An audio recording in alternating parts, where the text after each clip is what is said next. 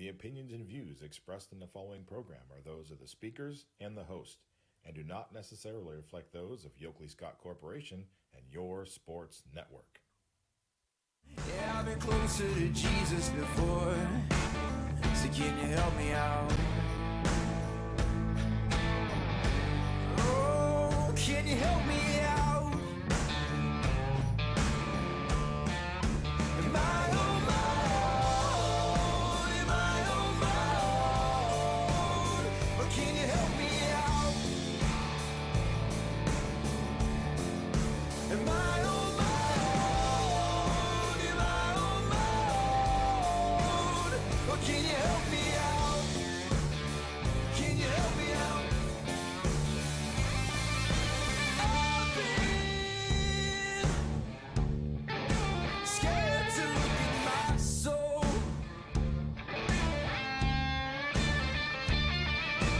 I've been afraid I would follow alone. Yeah, afraid of the things I've been told. Welcome into a Thursday edition of Running Point on ysnlive.com. Ron Potesta with you. The MP Vivo Heating and Air Conditioning Hotline is open for business. 330-886-0813. That's 330-886-0813. Coming up on the show today, we have at least three coaches that will be calling in, coaches that will be in action tomorrow night in round one of the OHSAA playoffs. Steve Arnold from Warren Harding will be checking in at 1:20. Coach Perry from Niles will be checking in around 1:30, 1:40. And at some point today, Coach Emil, the head football coach, Chris Emil of the Cheney Cowboys, will be calling in as well.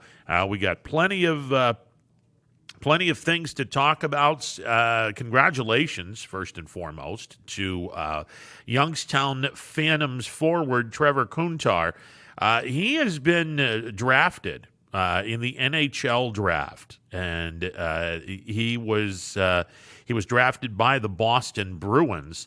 Ironically enough, he is going to be attending Boston College in the fall, so that's kind of a really cool situation where he was drafted by the Bruins. And again, in the NHL, you can be drafted and still go to college. It's kind of a strange thing with how the NHL works. By the way, Kuntar will be joined by former Phantom center Curtis Hall, and they will both be in the Boston Bruins farm system. They were both teammates on the 2017-2018 Phantoms team. Riley Duran was taken in the sixth round, the 182nd pick, again by Boston. So the Boston Bruins taking a couple of Youngstown Phantoms. And again, the NHL draft, a little bit different than other drafts. And again, basketball and football, they don't have a farm system per se. Baseball has a farm system. But if you are selected and you sign a contract, then you forego any amateur stuff. So if you're in a Major League Baseball draft and you sign a contract to go to minor league ball, you're not going to be playing college ball, and you're certainly not going to be playing high school ball. Well, first of all, you're eligible after you graduate high school. So the high school stuff is out the window because you're going to be eligible once you graduate from high school. Once your class is graduated. In college, if you are not drafted. Now, if you go to junior college, you can be drafted the next year, no problem. If you go to a D3, D2, or D1 school, you have to wait either until you're 21 years of age or you're 3 years into college. So let's say that someone was drafted in 2019, but because they didn't particularly like the contract offer, they decided to go to school. All right, so 2020 would have been year one, academic year one. 2019, 2020, 2020, 2021, where we are now. This would currently be year number 2. That player would not be eligible for the Major League Draft again until 2022. So that's how that works. The hockey, it's different. You can sign a professional contract, and essentially you are going to go to the pros once your college career is over. The NHL has no problem doing that. But again, congratulations to Trevor Kuntar, who is going to go to Boston College. He, along with Riley Duran, were both selected by the Boston Bruins. So congratulations to those two. And again, we've talked about the Phantoms. It's a fun brand of hockey, and it is a brand of hockey that you're predominantly high school kids, early college age kids, but it's a fun brand and a good brand of hockey.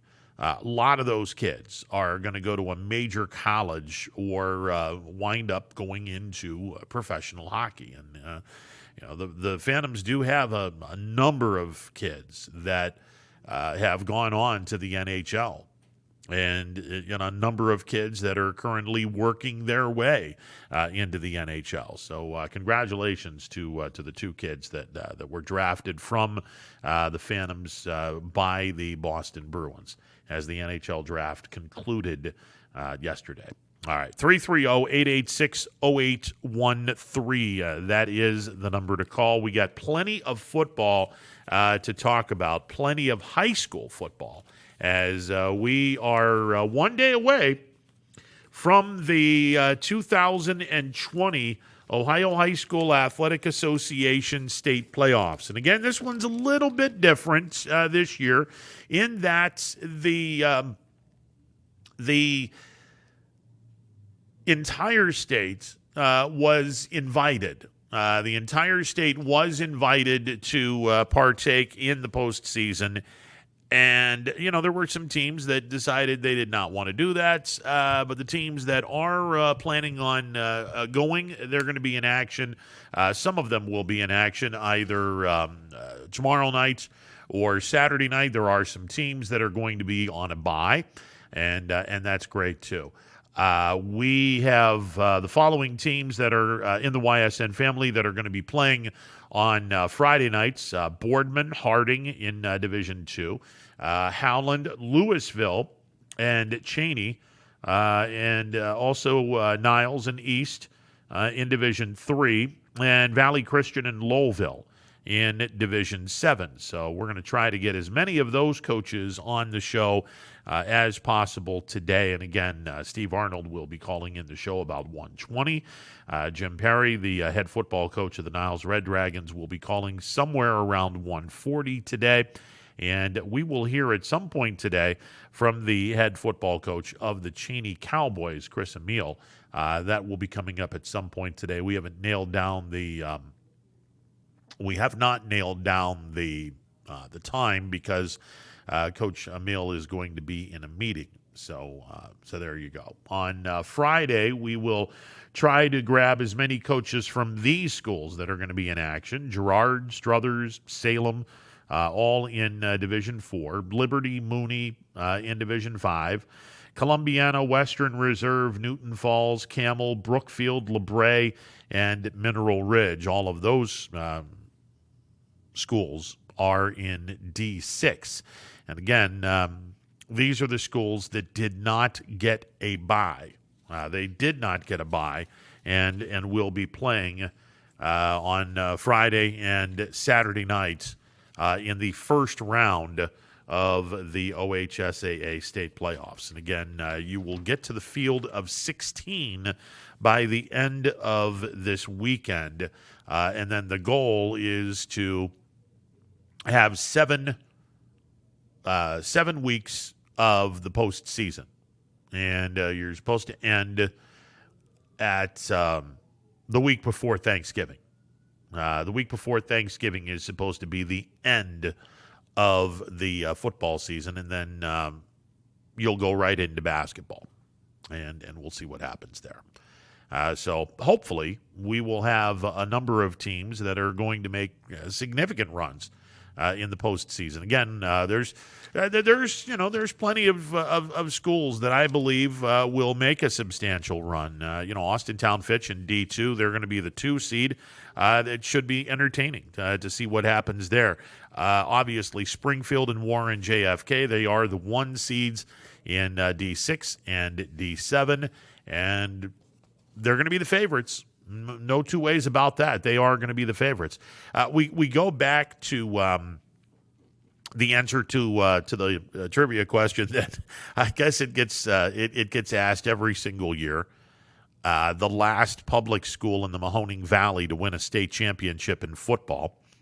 By the way, if you don't know, it's Poland. They did that in 1999. Paul Julia was the head football coach at Poland when they won their state championship in 1999. Will we see a public school win a state championship this year? Well, let's see. This past year, last year, Springfield played for a state championship. 2 years ago, Girard played for a state championship. Both teams fell short in their state title hopes. This year, who knows? Who knows? Maybe we get one. Maybe we get one this year. 330-886-0813. That is the number to call. As far as the playoffs go, here are your matchups. In Division 2, both Harding and Boardman will be playing home games. Harding will be hosting Akron North. They have not won a game. As a matter of fact, they've only played 1 game this year. So Harding should not have a problem in their game against Akron North, nor should Boardman have a problem with their game against Cuyahoga Falls. Cuyahoga Falls also winless this year as Boardman takes on Cuyahoga Falls. Division 3, Howland will take a trip to Akron as they take on the Griffins of Akron Buchtel. Alliance is winless. They will travel to Hubbard. Cheney will be traveling to Akron Coventry, and we'll have Chris Emile on to preview that game. And again, I would not want to play this Cheney Cowboys team. They have had a pretty significant schedule in terms of its difficulty. They've had a pretty significant schedule, and I happen to think this is one of the best 1-4, 1-5, or 2-4. I'm sorry, one of the best 2-4 programs that you're going to see. Ravenna will come to Bo Ryan Stadium to take on Niles. East is going to travel to Steubenville. Those are all games in D3. And in D7, we'll have an all-local matchup. Valley Christian will be taking on Lowellville. Both teams are 2-3. That game's going to be played at Struthers High School as Lowellville made the switch this year, playing their home games from Lowellville High School to Struthers High School. And the main reason for that is Struthers holds more people, and 15% of, 4,000. I don't know if that's what Struthers holds. I'll use an arbitrary number. 15% of 4,000 is 600 people. Lowellville's place holds half of that. So 600 compared to 300, it's a no-brainer. It's an absolute no-brainer. Plus, you get to play games on the turf because Struthers has turf. And who doesn't want to play on turf? I mean, let's be honest. So Lowellville will be playing on Friday night at Struthers against Valley Christian, a good all-local matchup. Saturday night, Division 4, Woodridge will travel to Girard, a couple of teams that are 2-3 on the campaign, and Struthers will be visiting the Salem Quakers. Struthers and Salem will do battle, and that game will be on Saturday night. Division 5, Liberty will travel to the Cleveland suburbs as they take on Warrensville Heights. Conneauts will travel to Stambaugh Stadium on the campus of Youngstown State University as they take on Cardinal Mooney. And D6 will have Columbiana at Western Reserve, a couple of teams that are 3-3 on the campaign. I believe Western Reserve finished 3-3 as well. A couple of teams that are 3-3 on the campaign. Newton Falls will travel to the suburbs of Canton as they take on Louisville St. Thomas Aquinas. And by the way, if you are not familiar with that trip, you simply go out 62 across Alliance, go through the town of Alliance, and pick up 62 on your way to the Hall of Fame in Canton. On your way to the city of Canton, and you can't miss it. It's on the right-hand side off of 62. It's a beautiful, beautiful campus, St. Thomas Aquinas High School. Camel will take a trip out near the Worcester area as they will take on Hillsdale. Oberlin, and that's a town due west of Cleveland up on the lake. Oberlin is between Cleveland and Vermilion. Oberlin will be taking on Brookfield. Cardinal will take a journey, a small journey, but a journey nonetheless, to the west side of Warren. They'll take on LeBray. And Wellington will journey on into Mineral Ridge High School as they take on the Mineral Ridge Rams. Now, there are some regular season games that are going to be played. Tonight, we have a couple of regular season games. Sebring is going to be traveling to Vienna to take on the Matthews Mustangs. That game starts at 7 p.m. Sebring 1-5 on the campaign. Matthews 3-3. Wyndham will travel to Waterloo. The Bombers are 2-3 on the campaign. Waterloo is 0-6.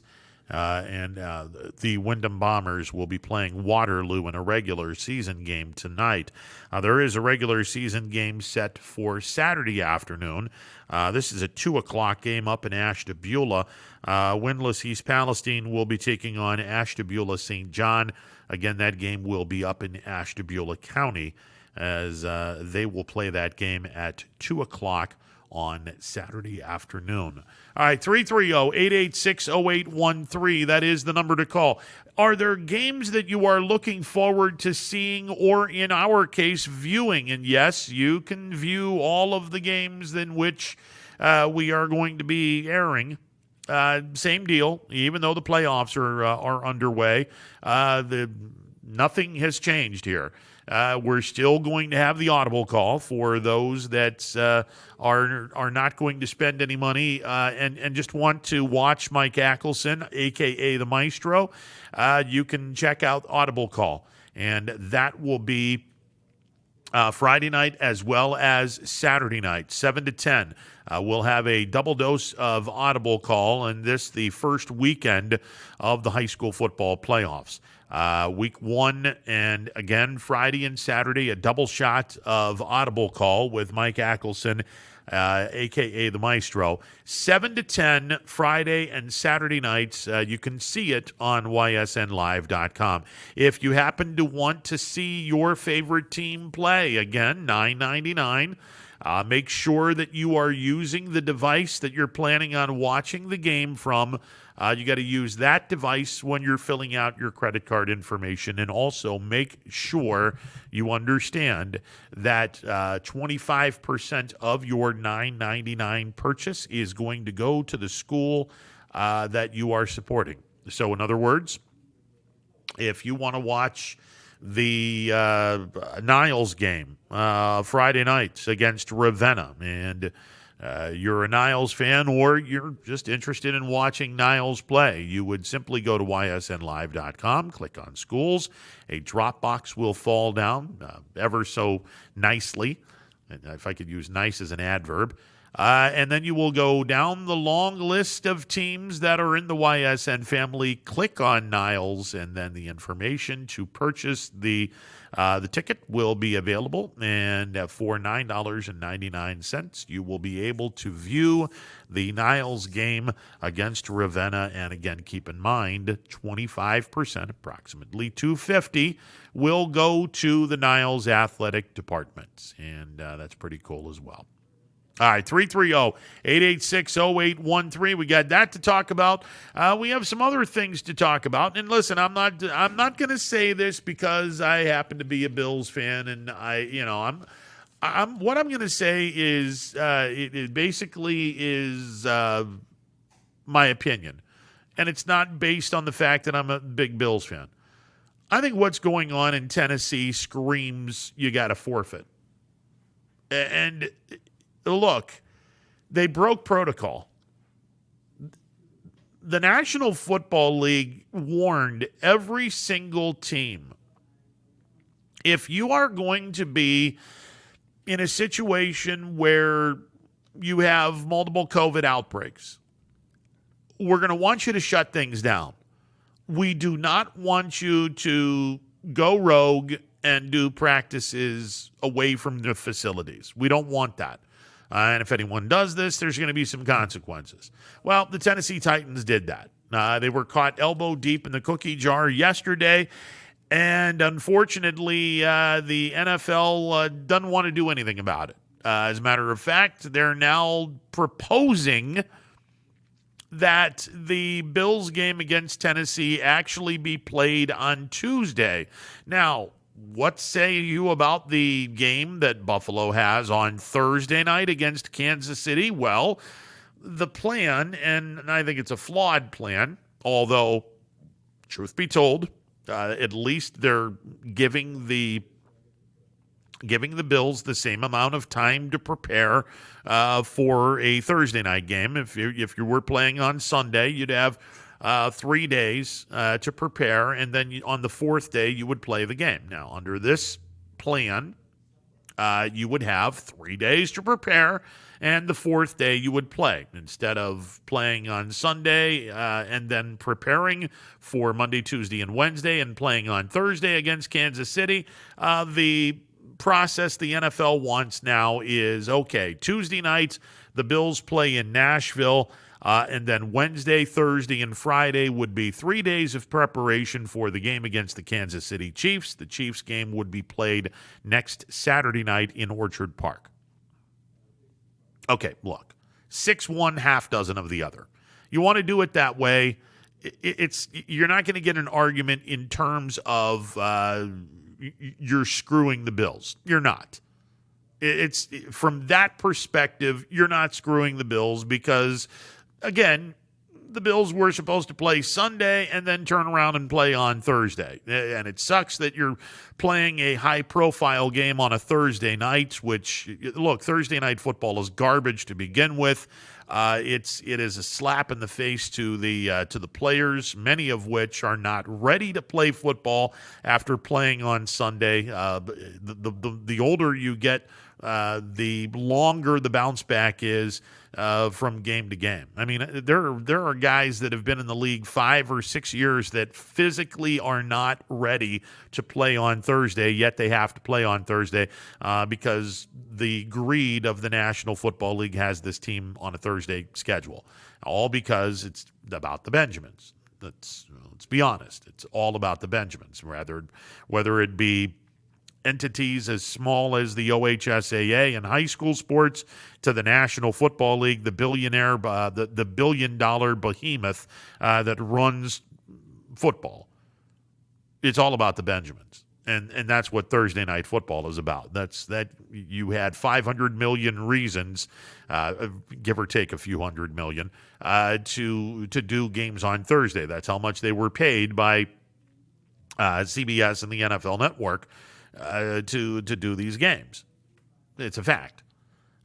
So, they don't care about player safety. They just want their damn money.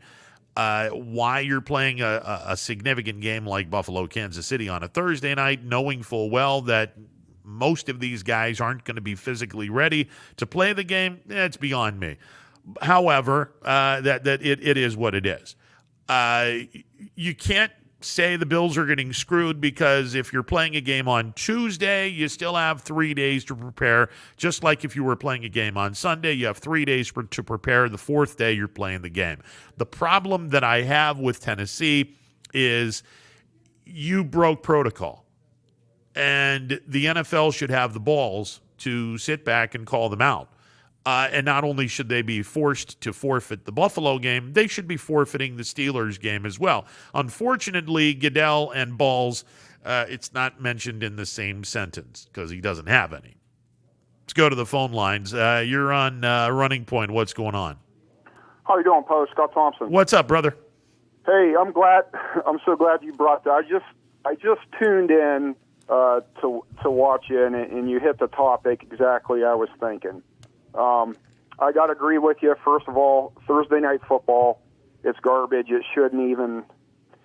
When you play a Sunday and then you got to do that, hurry up and prep, and then we're going to be playing a Thursday, and I think it's pretty well documented too, the injuries that come out of that. It's grade A garbage. First of all, it's the games that are played or not played very cleanly. It's borderline abuse to the veterans. I mean, let's be honest. There's guys that have been in the league 6-7 years that have flat out said, I'm not physically ready to play football until Friday at the absolute earliest. And why the Players Association? And you want to talk about a organization that has no stones? The NFLPA has none. Right. You know, so they're the Stepford wife of the National Football League, if you want my honest opinion, and their union is a joke. The idea that you would play a game on a Thursday night knowing that most of the players on your 52-man roster are not capable of playing football until Friday at the absolute earliest. This is screaming. It's all about the Benjamins at this point. Yeah, and I've never been a fan on Thursday. It's nice to have that other game to look forward to, but it's not the quality of what you get on Sunday or Monday. I agreed. And look, I mean, Sunday and Monday, and when Monday Night Football was brought out in, I want to say 1970 was the first year Monday Night Football came out. Yeah. Look, I mean, it was a concept that Roone Arledge, the late Roone Arledge from ABC, he approached the National Football League about this, and they made it a spectacle, and you know, everyone since then has tried to catch lightning in a bottle with a 3-man crew, and the fact of the matter is, you're never in this lifetime, in the next lifetime, in any other lifetime, you are never going to be able to catch the lightning in a bottle that ABC had in the 70s with Frank Gifford calling the game, Dandy Don Meredith doing the crazy color commentary, and Cosell pissing off everyone by saying his objective and outlandish things that Cosell normally did. But the craziness in that booth, and there was some sheer craziness. I mean, guys hating each other, Meredith and Gifford just hating Cosell, and the feeling was mutual by the end. That craziness turned into must-see TV on Monday night. Yes. It was almost like orchestrated brilliance. Oh, it was organized chaos at its absolute greatest. And you had to tune in. You had to tune in. Absolutely, you did. And whether it was the back and forth between Cosell and Meredith, the halftime highlights, where for those familiar with the halftime highlights, Cosell had 3 or 4 minutes to do the halftime highlights, and he did not use a stopwatch. Never used a stopwatch. He had it in his head and knew from the time he did this, it was all live. He never taped any of this stuff, and he was and every single week he was to the very second of the time that he was supposed to have. Yes. Yeah, it was growing up watching those early Monday nights. I'm just glad I had the privilege. Well, and again, you're never going to be able to find that greatness ever again. But the reason why Monday Night Football worked was because it's the day after Sunday. You still have 5 days to prepare for a team and then play on a Sunday. That's not a problem if you have that much time to prepare. Because usually teams, the coaches give them a day off anyways. Exactly. based on a win or how many injuries they had during that week's game or whatever. And the other thing, Ronnie, I got to tell you, I agree with this Titans thing. Now, with the Bills probably being affected here and the Steelers just getting. So let me give you this rundown. Before the Titans debacle with the COVID protocols, Steelers were sitting at 3-0 going into that week, okay? And then when they rescheduled, they were talking about doing it on Monday, and then they talked about doing it Tuesday. Then with our schedule coming up, so what they did is they moved the Titans game to week 7, which was the Titans' previous bye week. Our bye week was going to be week 8 after the week 7 Ravens game, which we need. I loved how that fell. Now what it did to the Steelers is, which I play the schedule. You know what I mean? I'm a fan of. Okay, you had some, some blinks in the schedule. You just play it because 08 Steelers had the toughest schedule to date, and they had a week 4 by then. But now the way it sets up, you got a 3-game road trip now that goes Titans, Ravens, Cowboys. Yeah. Which is, I was sitting there, okay, can you treat it like an injury? Those affected, put them on the COVID list, which from what I understand, that's why the NFL put that in play, with possibly getting players that are affected with COVID. Do that like an injury thing and then play the game. Or forfeit. Listen, they expanded the practice rosters for this reason. And why they're not going out and saying, okay, as soon as you guys get to 0, all right, and that's important. You got to make sure that you're at 0 and you're at 0 for X amount of days where you don't have any outbreaks. And once you get to that point, okay, let's play some football again. But the problem that I have with the Titans, and now the problem that I have with the NFL made the rule and said, hey, look, if you have COVID, you're shut down. You are not to practice. You are not to do anything. Yeah. Your facilities are shut down, and you are not to practice there or anywhere else. What did the Titans do? They practiced elsewhere. Look, you got to drop the hammer on this organization. Yes. Yeah, I agree. And they're probably not going to do nothing. No, of course not. Which is, I don't know. Then why even have the protocols in place? But so now the Steelers have. Okay, so it turns out Broncos were at home, Texans are home, Eagles are going to be at home, Browns. So 4 home games, and then we go on the road for 3, and then the schedule doesn't. Because the game I'm really looking at is Week 14 on December 13th, which is a Sunday night game. Yep. At the Bills. Yep.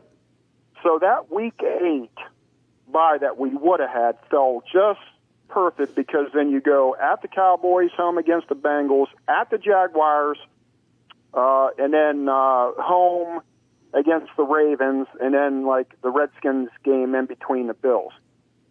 Filled out perfect. But now with that Week 8, I don't know. The Steelers have been pretty lucky right now, not getting the injuries that we had last year. But if you can't go, they got to start looking at some forfeits, because then keep postponing. They're not making it clear like a Monday, Tuesday. I think the Patriots were able to get lucky with what they had with Cam Newton being positive. They got to play on a Monday night. So it's not being. If you're going to make the rule, then you got to follow it through because I was even a fan of, okay, let's take the Titans game to a Monday or Tuesday, get that out of the way, even go maybe if it was a Tuesday night, go a short week. We'll get through Sunday and then keep this bye, because actually it helped the Ravens. The Ravens and us shared a bye week, Week 8. Now the Ravens get a bye week, Week 7, which isn't that big. You're only talking a 1 week difference. Yeah. Well, I mean, look, the other thing that you could have done, and I don't know if the NFL is going to do this or not, but the other thing the NFL could have done is just simply said, all right, you're not playing.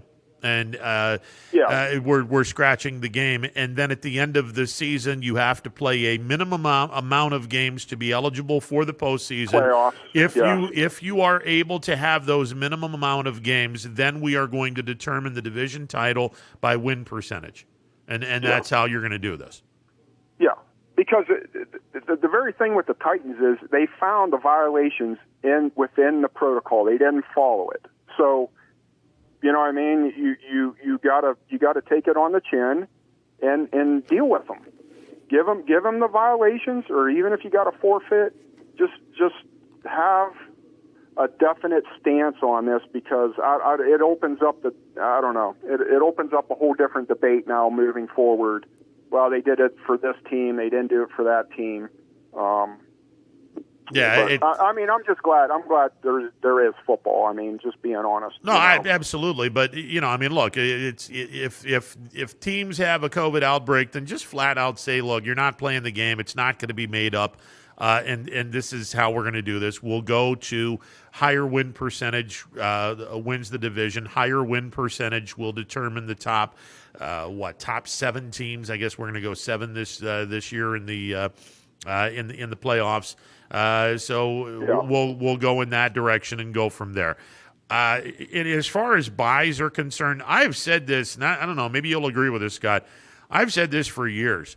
I don't understand why the NFL has not gone to this system. Start in week 5, and instead of picking 4 arbitrary teams, just go the whole damn division. And say, okay, the AFC North is going to be off week 5. The NFC North is going to be week 6. The AFC South week 7. The NFC South week 8. The NFC West week 9. The AFC West week 10.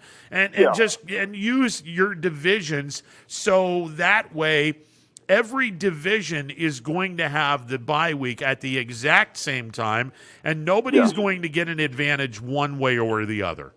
Yes, and then rotate the weeks year after year. Yeah, exactly.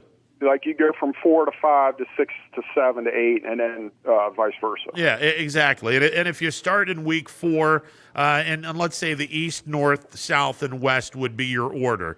All right, so week 4 and 5 would be the East. 6 and 7 would be the North. 8 and 9 would be the South.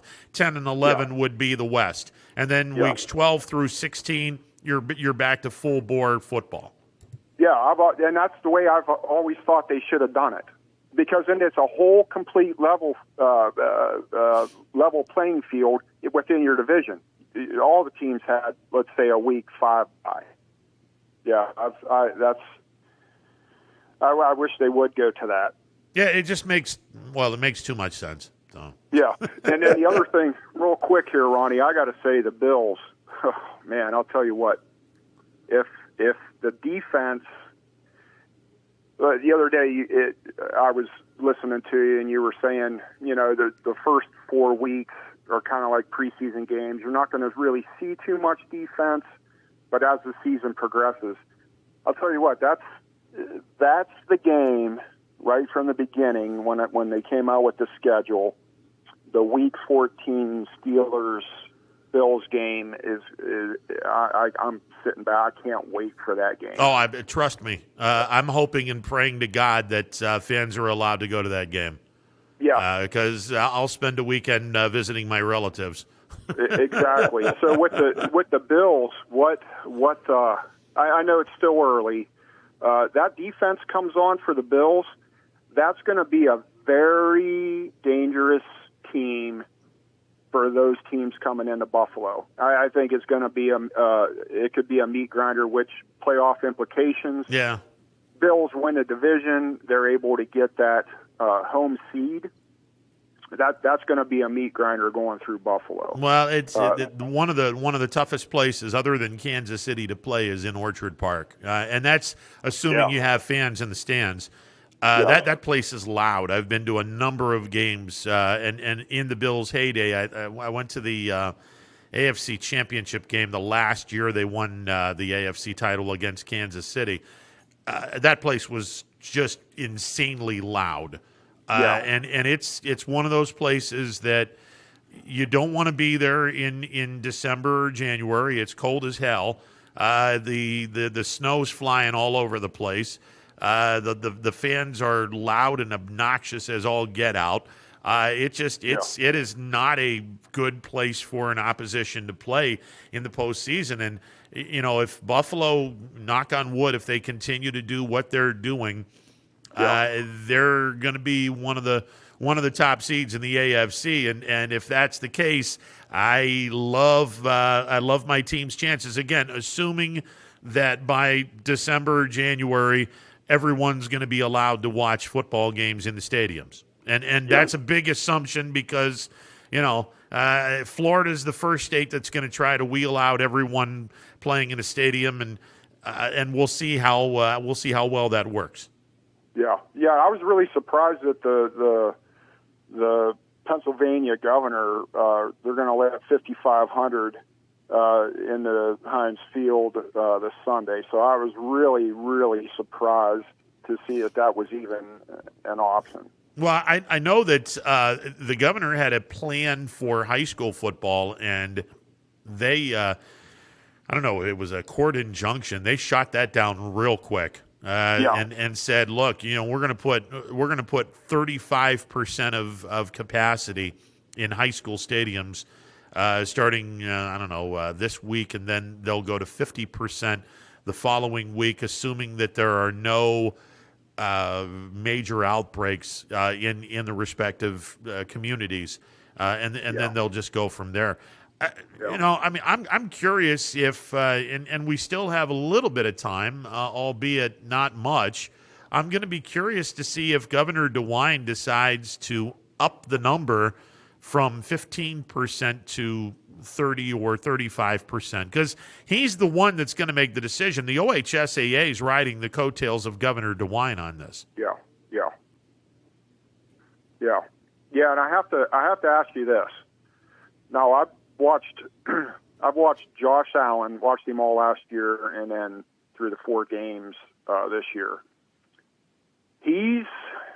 I'm trying to think who he reminds me of, or a player that he kind of emulates.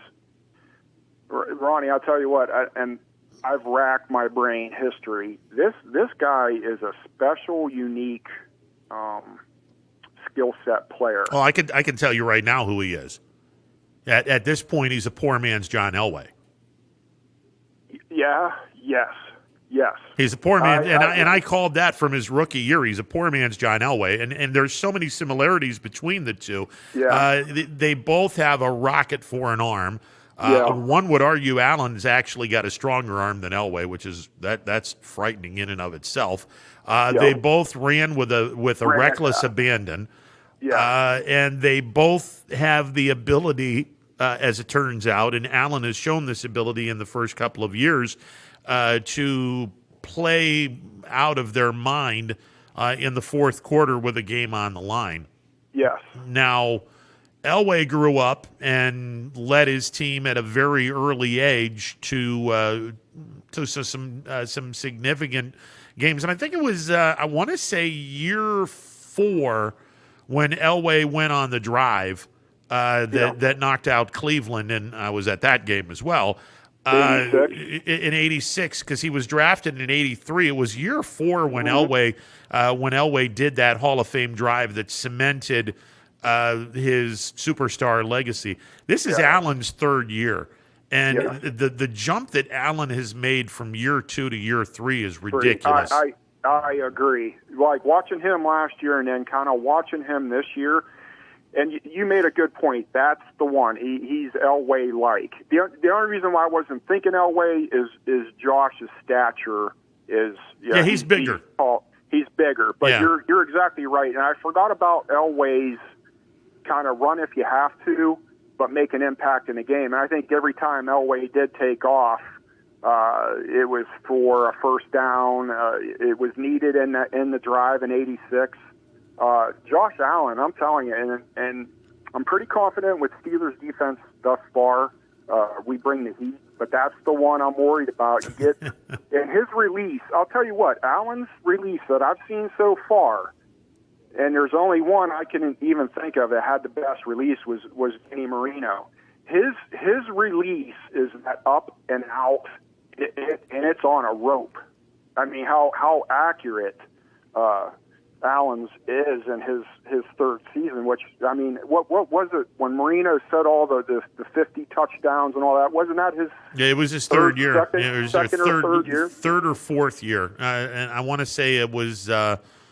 That was his second. I beg your pardon. It was his second year because he was drafted in '83. '84 was the year where he went bananas, and they went to the Super Bowl. And as it turns out, it was the only time he went to the Super Bowl. He was blocked mainly by the Bills in the early '90s. But he's grown. Allen has grown up an awful lot from rookie year to now. He's becoming.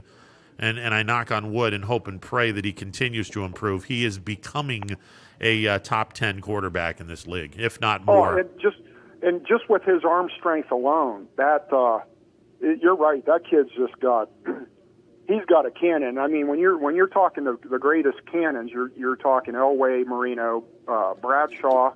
Bradshaw, just the javelin champ down in Louisiana.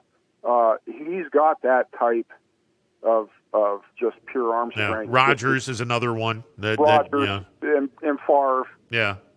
Yeah, he's going to be. Yeah, he's special. They're going to be dangerous as the weather gets worse here. You get in November, December football. The Bills. Cautiously optimistic, bro. I've seen 4-0 starts go down the toilet before, so yeah. But I'm cautiously optimistic. This year feels a little different than previous years. Yeah, in the Tennessee game with you guys, people are talking about that. I don't see them giving the Bills much trouble at all. I look for that to almost. I mean, that could be almost like a trap game. For the Bills, but I look for the Bills just take care of business. Well, we'll see. We'll see what happens. Bro, I got to get going, man. Sure. Appreciate it. Good talking to you. All right, same here. 330-886-0813, the MP Vivo Heating and Air Conditioning hotline open for business. We're going to take a time out. We're going to get Chris Emile on the air. Chris is done with his with some stuff that he's been doing. And we're going to get Coach Emile on to talk Cheney Cowboys football. They got a game against Akron Coventry. And a lot of folks believe this game has an upset written all over it. And I'm one of them. I've been high on this Cheney Cowboys football team for a while. And look, forget about the record for a second. That 2-4 record, okay. Look at their schedule and look how competitive they were against some of the elite teams in the Youngstown area. They played with Fitch. They were beating Fitch till late in the game. They played with Canfield. They were competitive with Canfield for most of that game. So this is a dangerous Cheney team. We'll talk with Coach Emile coming up in a bit. Stick around.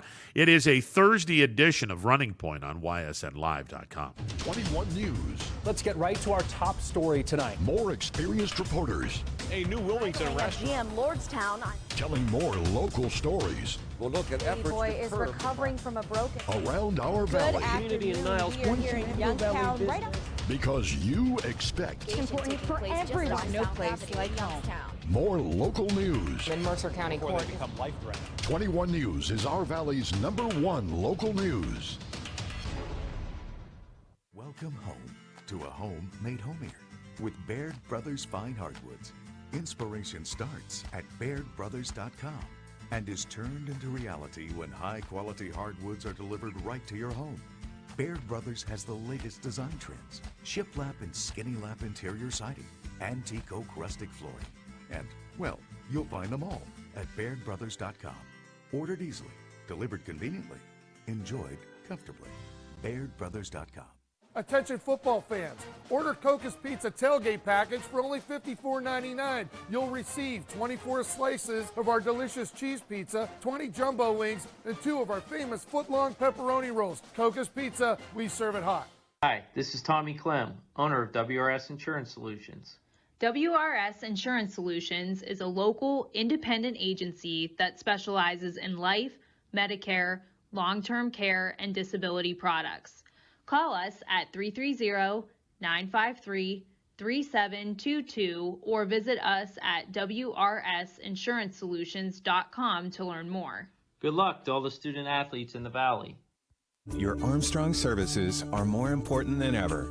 There are more and more connected devices in the home these days. To get the most out of your experience, you need a network that is always getting better. You deserve superior performance, and that's what Armstrong offers every day. Whether you're working from home, enjoying your favorite content together, or simply catching up while apart, count on Armstrong to keep you connected to what matters most.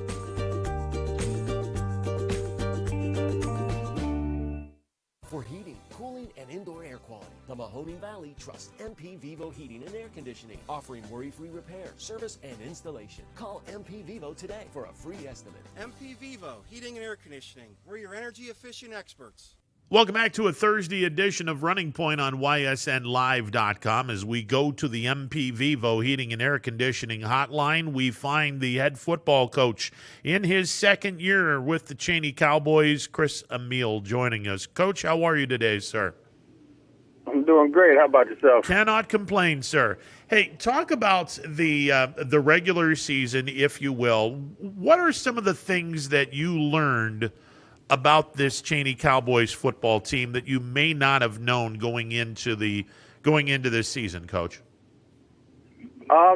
Just how resilient they are. Just with everything going on with COVID and online schooling has been very different for my boys, and just I guess kind of not everything being structured like they're used to doing. It wasn't school from 7:30 to 2:30, and then you're in the, study table. Then we're in the locker room for practice. Like everything was just different, but every day they made sure they were where they were supposed to be and doing the things that they were supposed to do and doing things the right way and taking care of business, day in and day out. You finished the regular season at 2-4, and I've said, look, I mean, they could have been a whole lot better. You were very competitive with two of the elite programs in this area. You played Fitch and Canfield very competitively, and it leads me to believe that you guys, if you get everything together, could make a significant run in Division III, Region 9. You start your journey on the road. You'll take on a 3-2 Akron Coventry team. I know you guys have had the opportunity to see this team on film. What does Coventry bring to the table? They're just a very well-coached football team. They run a variety of formations, anywhere from 3-back to no backs. So that in itself can be a handful, and a lot of times they do it with the same personnel. So, it's going to be us paying attention and lining up right and things like that. But, their play calling is pretty much the same out of the formations, but it's, the big thing, like anything else, it's just being lined up right, being in position to make a play. If you're not in a position to make a play, it's hard to make them. Coach, does Coventry play on grass or turf? They play on grass.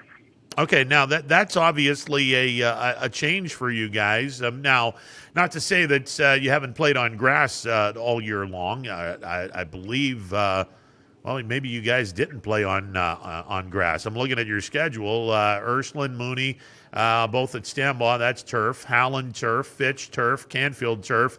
You played the East game at Boardman on turf. So you've spent all year long on the turf. Going to grass, is there a concern about the jump or the change from turf to grass? No, for us it wasn't. For me, I was more concerned throughout the year because all we have at the school is grass. So that's all we practice on. Rain or shine. We're out there, so we've been on it when it's muddy. We've been on it where it's as hard as a rock. So. For us, I used to be concerned during the year of trying to find time to get on the field with turf so our guys will get used to being on turf, but I don't think that will be an issue for us going into this game. Speed-wise, does Coventry match the speed of Cheney? No, they do not. We're definitely more athletic and faster than they are across the board. And, we plan and to use that to our advantage for sure. Well, obviously, when you have a quarterback as talented as Petrosky, and you have the weapons around him, you can turn this into a track meet and get rid of this team pretty easily. Yeah, I mean, and that's what we hope. That's the one thing I preach to my boys constantly. And we talked about it this week. Just about the Highland game. We knew we were the better team. But when we had chances to make plays, we didn't, whether it was penalties, whether it was drop touchdown passes, different things. And if you let teams that aren't as good as you hang around, it just gives them confidence. And once, teams get confidence, they get a little momentum, anything can happen. Do you think that around Division III, Region 9, they're looking at this Cheney Cowboys team based on record, which essentially, if you're an out-of-town school, a lot of teams are going to be basing stuff on record. Do you think there's a conception or a misconception of people outside of Youngstown that might think, oh, here's Cheney 2-4. Well, I guess they're not all that great. Absolutely. Especially when you just look at, we beat an East team to get our second win, and they're 0-5. People do believe that, and they think that, and the East football team this year, was good. Like, they were well coached. It was a competitive game. But when those teams from the outside look in, that's what they do see. They see a team that's 2-4, and I know someone in the Akron area, and they were, at one point, said they were hoping to get us, coming into that game at 1-4 at that time when they came out with the seeds, and when they got to film, it was like, they wish they wouldn't have hoped to pull us. So I think, we'll surprise some people for sure, because of our record, because of the competition we played, and like you said, I mean, the record definitely could have been different. We were leading at halftime 5 of the 6 games that we lost. The respect factor is one of those things that I'd like to believe that you guys can use that, and the kids could have a really fun attitude going into games against Coventry. And if you guys are able to beat Coventry, certainly New Philadelphia, which would be your next opponent in the round of 16. And you hit the nail on the head, Coach. Look, it's one thing to be 2-4, but if you're 2-4 and you're playing a who's who of great football teams, that 2-4 record doesn't look all that bad. Absolutely not. And that was something that even we did while I was coaching at Mooney. We played up, and you win some games and you prepare yourself for the postseason. And this year, was just different because everybody makes the playoffs. So we did change our schedule around some, and we did put some teams on there that normally weren't on the schedule, and and we played up. We wanted to prove ourselves. We wanted to be able to go out and compete. We wanted to be able to go out and play and see where we were and just get better each and every week, with the thought of, we'll be in the playoffs and we'll be better prepared and we'll be ready to go. Chris Emil, the head football coach of the Cheney Cowboys, joining me on the MP Vivo Heating and Air Conditioning Hotline. Division III, Region 9. Man, you want to talk about a stacked region. You go Chardon, you go Canfield, you can throw New Philadelphia in there. Hell, Steubenville's not even a top 5 seed, and they're freaking Steubenville. I mean, this is a stacked region, Coach. Absolutely. When you look at it, it's very tough. You have Chardon, who I believe is like an old school wing T triple option kind of team, which is always difficult to defend. You have Streetsboro, who's in the same conference as Coventry, and you look up the points that they put in and week out against teams, and, they have some big-time recruits. Canfield, who, out of the teams we played, I thought, that they were probably the toughest team that we played on our schedule this year. And like you said, you have the Steubenvilles, and you have the teams like Akron East and Akron Bucknell, who are up and down a lot, but they usually one of them are really good, but only playing 2 games this year, I mean, they can turn some heads and surprise and shock a lot of people too. I can see a lot of upsets happening early on, and again, I'll go back to you're going to assume if a team has a bad record, the assumption, which is a big mistake, the assumption of, well, I guess you're not all that great if you're 2-4. Okay, play that game and let's see what happens at the end of Friday night. You would hope that no one would want to do that at Cheney. I mean, if the shoe's on the other foot, I know that you wouldn't tolerate it. And I know that you're going to get your kids up for a game, whether the team's 6-0 or 0-6. You're going to respect the opponent. But for those that don't respect the Cheney Cowboys, based on the fact that they look at a 2-4 record and say, well, I guess this should be a walk in the park. Okay, you go ahead and have that thought, and we'll after we kick your ass on Friday night, you can go back home with that. I guess our walk in the park turned into a mugging.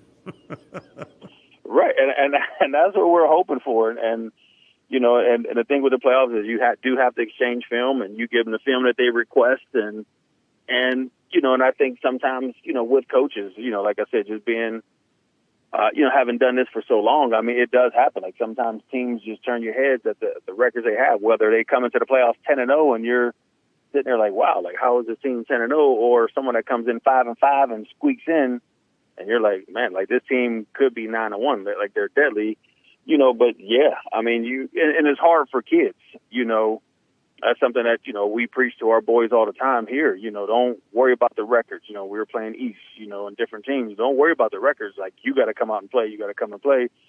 But when you go on Joe Itel, when you go on these different sites and you see a team that you're playing, like I said at the time, they're 1-4. As a high school team, as kids, you got to be confident. Like, okay, we got 3 wins. They probably feel they had some close games they could have won, and this team only has 1 win. Like, let them come on over here so we can beat them up and move on to the next game. And our kids are going into those games with a chip on their shoulder. So, I mean, it's going to be a surprise for some people, but that's definitely not for us.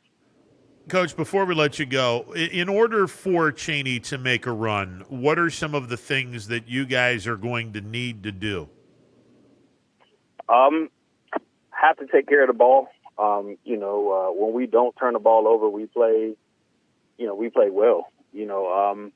Have to continue to just be physical in the trenches. If we continue to win up front, we'll always be in games. We've seen it the first half against Fitch. We've seen it the first half against Canfield, and and the second half, just momentum. And for Canfield, like they just started to win the battle of the trenches. I preach to my boys all the time, have fun. If you can't go out there and have fun, I mean, it's going to become miserable. It's going to be that job that you don't want to go to and you don't want to participate in. So always have fun and just make plays when you have the opportunity to make them.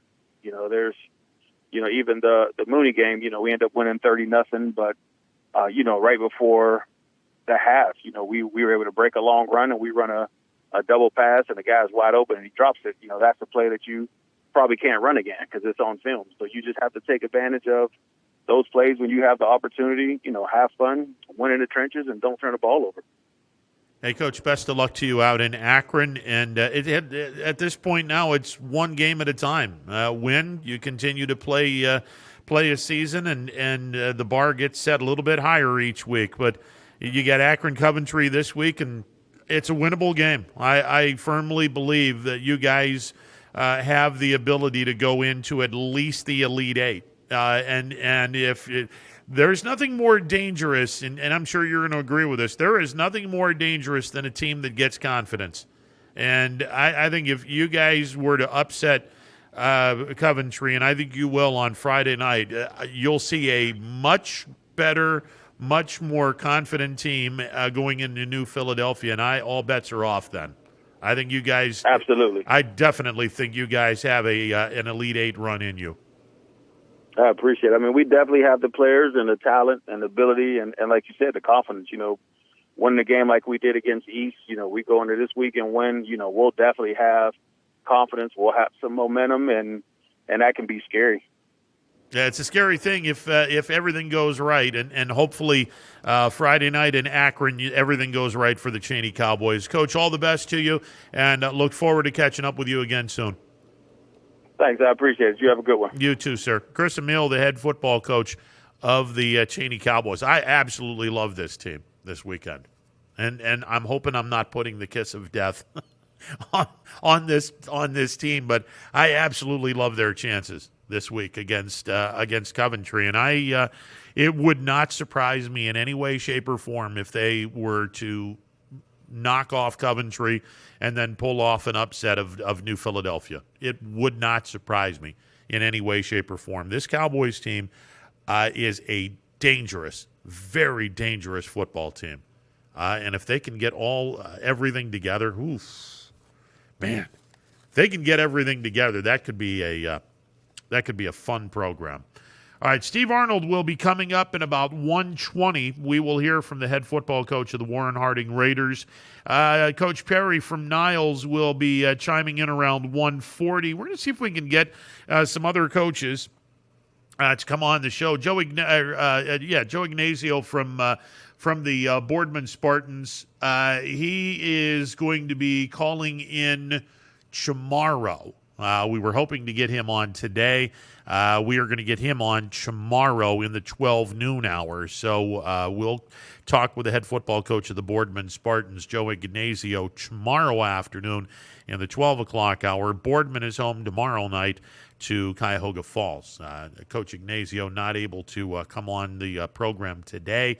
We'll get him on tomorrow in the noon hour. So definitely look for that as well. 330-886-0813, the MP Vivo Heating and Air Conditioning Hotline, open for business. We say we take a time out and be back with more. It is a Thursday edition of Running Point on ysnlive.com. Hello, I'm Greg Burbick with G. Burbick Farms. For the last 100 years, my family has farmed in the Columbiana and Mahoning counties. I began raising cattle in 1996 with the goal of providing a better product for you and your family on the dinner table. Our grass-fed and grain-supplemented Black Angus beef are raised with no hormones, steroids, or antibiotics. We're known for our hometown-friendly service and incredible tasting products. We're locally owned and have customers across the tri-state area. Our products go from our farm to your family. Stop by our farm on New Buffalo Road or visit us on the web at gburbickfarms.com. Don't forget to like us on Facebook. G. Burbick Farms, it just tastes better.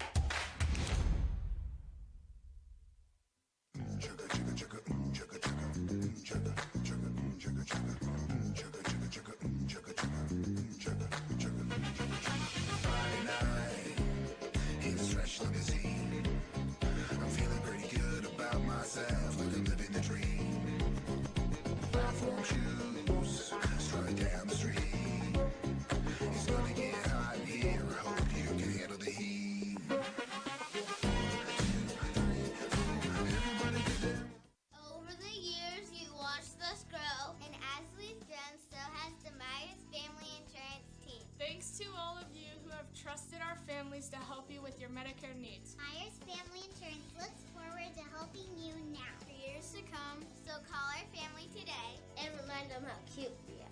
Myers Family Insurance continues to be the area's resource for all your Medicare and retirement needs. Call today, 330-286-3044.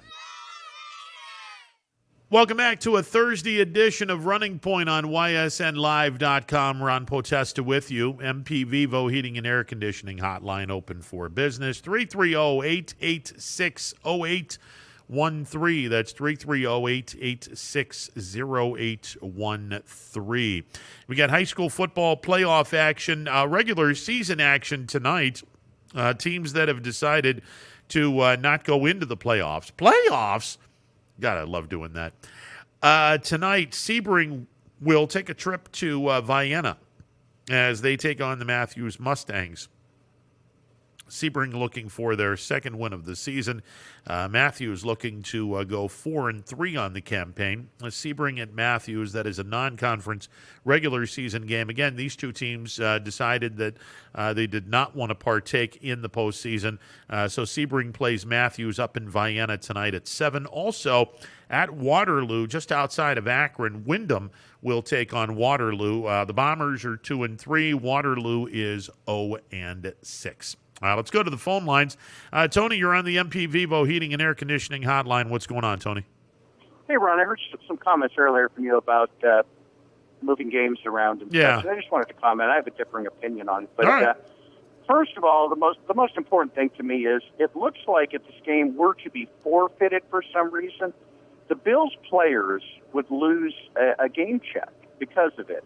And these guys are in this as a business, and I don't want anything to happen for them or to them to force, because they didn't cause any of this, to force them to lose a paycheck. No, so let me lead by that. You know, that's another part of the equation that clearly you don't want to take money off of a player, and unfortunately, if a game's not played, you're taking money away from a player. So that you have to keep that in mind as well. That's a good point.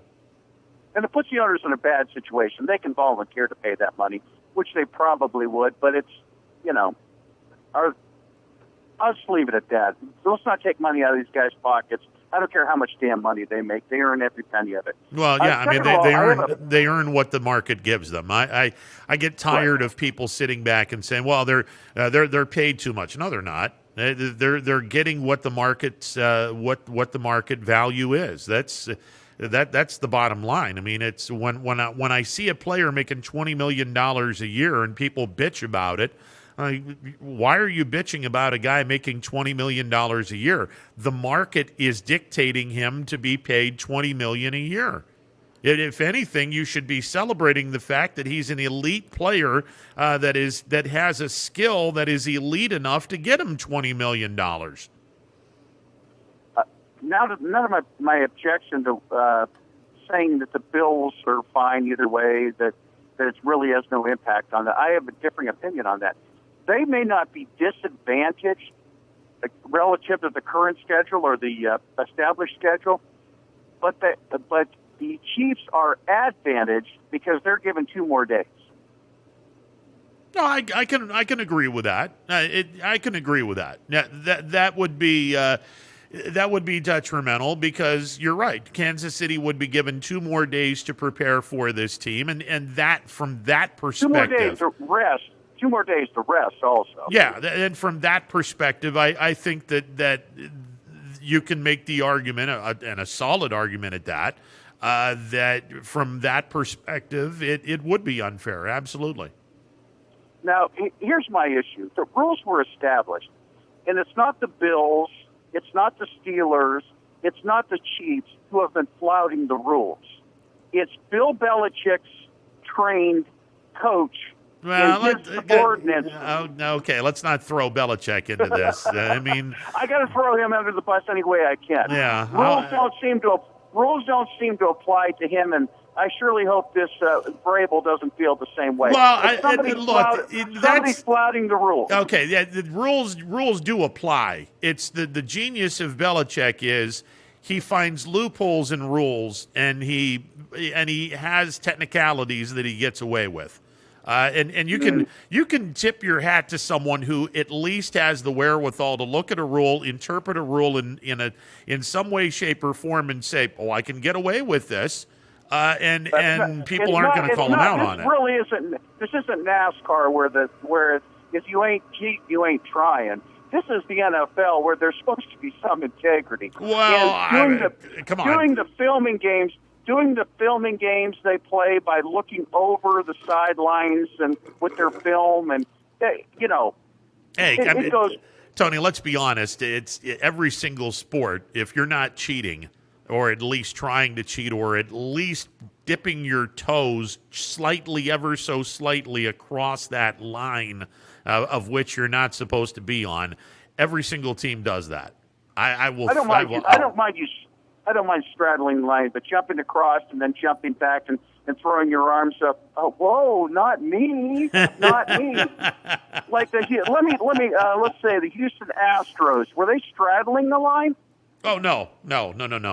And as it turns out, they're one win away from going to the LCS. And listen, I'll flat out say this. I will flat out say this. I want to see the Astros and the Dodgers in the World Series, because I think that would be the theater that everybody that is a fan of Major League Baseball, everyone would go absolutely bananas over this, because it would be the ultimate way for the Dodgers to right what was an absolute wrong for them 3 years ago when the Astros cheated their way to a World Series championship. And again, it's not because I'm a new Bills fan, 3 years now, but I feel the same way. I think the Steelers are getting yanked around in their schedule. They got a bad deal on that too. No, of course. 13 straight weeks. Yeah, no, I agree with that. I agree with that. And look, I mean, the NFL is to blame for this for a lot of reasons. The biggest of which is when the bye weeks in general are just so incredibly stupid how they do this. All you have to do, and I made this point when Scott called, all you have to do is plain and simple. Week number 4, the entire Eastern Conference or the Eastern Division of the AFC shut down. So that way, every single team in that division gets the same treatment, the same off week, and nobody is going to have an advantage over the other team. If you do 4 teams and you do every division getting a bye week, now you've evened the playing field everywhere around. I think it's what this is going to boil down to, and this is my opinion. I think it's going to. There's no buffer anymore in the Titans' schedule, and the next time a game goes in jeopardy for them, it may not be their fault. It may be another team who can't take the field at that point. Now there's 2 games. Now there's potentially 2 games that they're making up. I think it's going to come down to the point where the league adds a week. They should have had more specific rules relative to fitting these games in, knowing some would cancel. But I think they add one week till the end of the season. The regular season stays the same.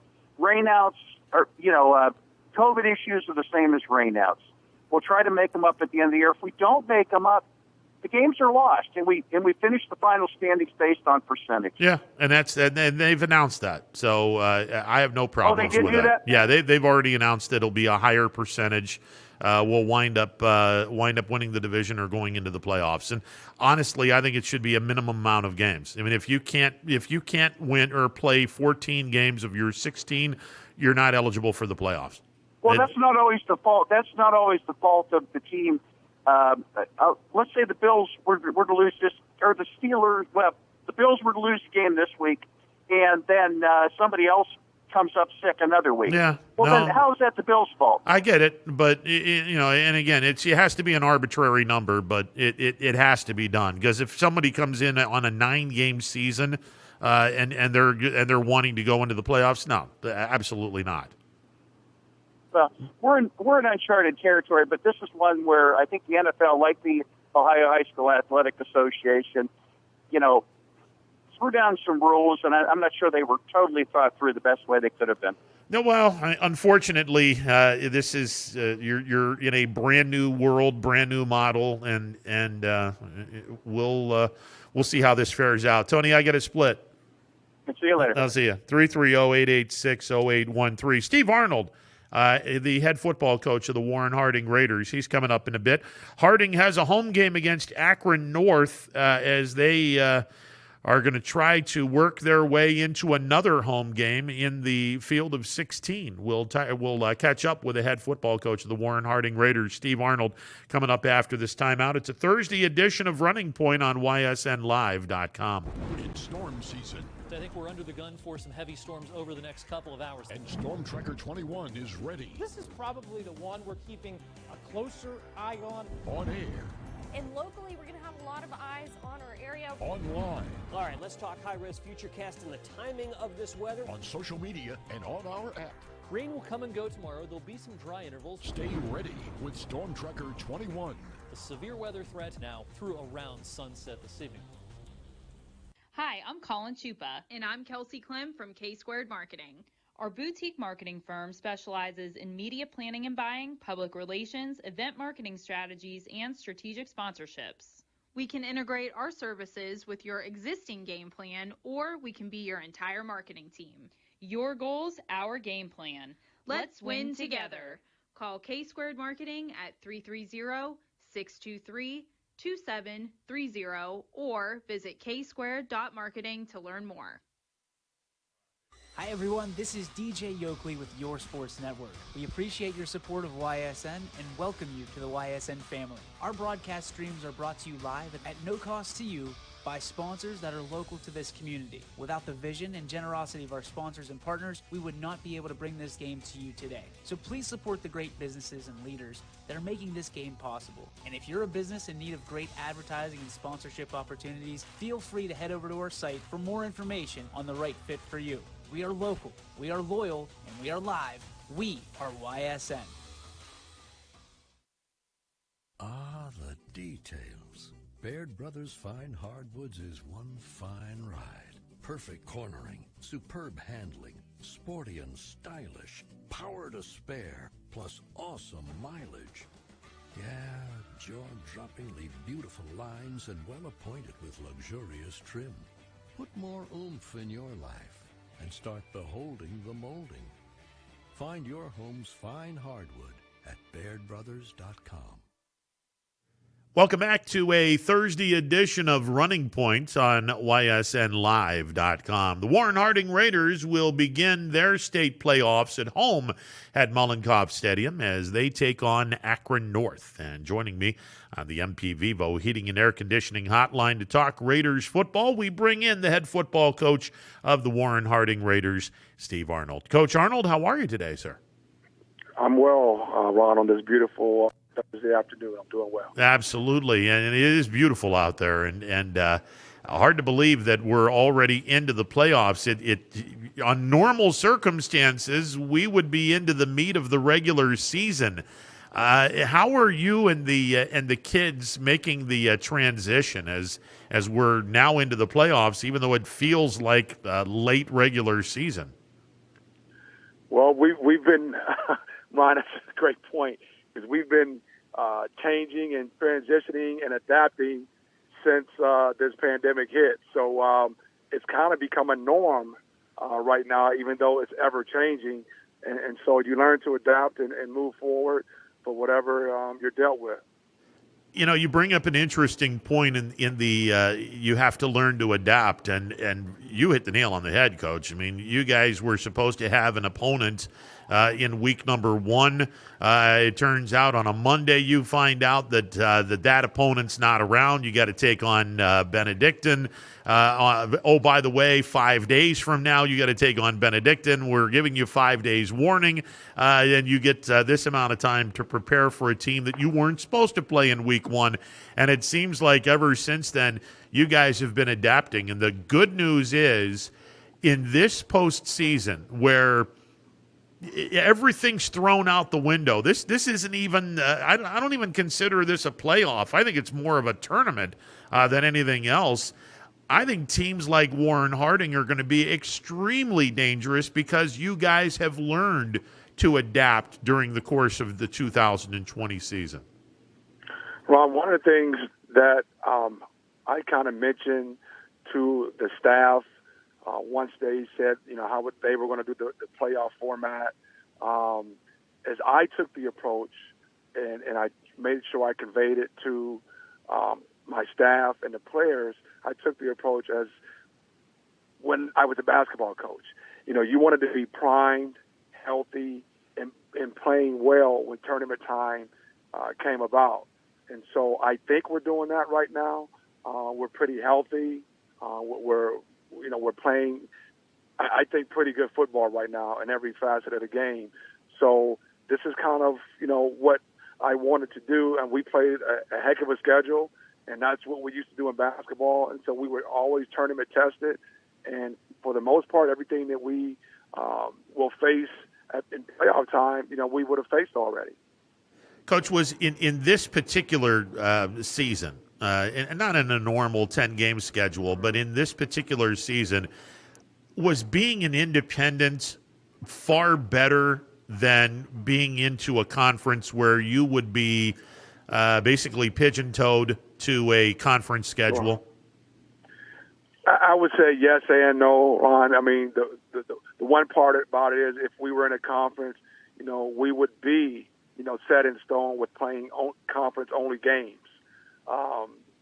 The other part of that is, we weren't in a conference, and so we were just kind of out there kind of floating around. And so that's how, you play a Benedictine and a Massillon and a Columbus Sycamore. So that kind of, I think that it worked both ways. And trust me when I tell you, the score was probably not indicative how talented that Columbus Sycamore was last week. They have some guys on that team now. Yeah, you guys knocked off a Bishop Sycamore 37-14. No truth to the rumor that Zacchaeus was climbing a tree after the beatdown you gave Columbus Bishop Sycamore. A little biblical humor for those not familiar with the parable. Harding gets the 37-14 victory. That's a great step in the right direction going into postseason. And as you mentioned, this is a Sycamore team that's far more talented than 37-14 would indicate.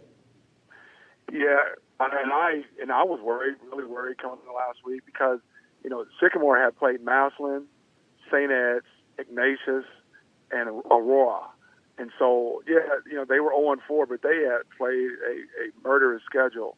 So, they weren't going to be intimidated by coming to Mollenkopf Stadium or anything of that nature. And, they have probably 5 or 6 legitimate Division I kids on that roster. So, I was happy to come away with the win.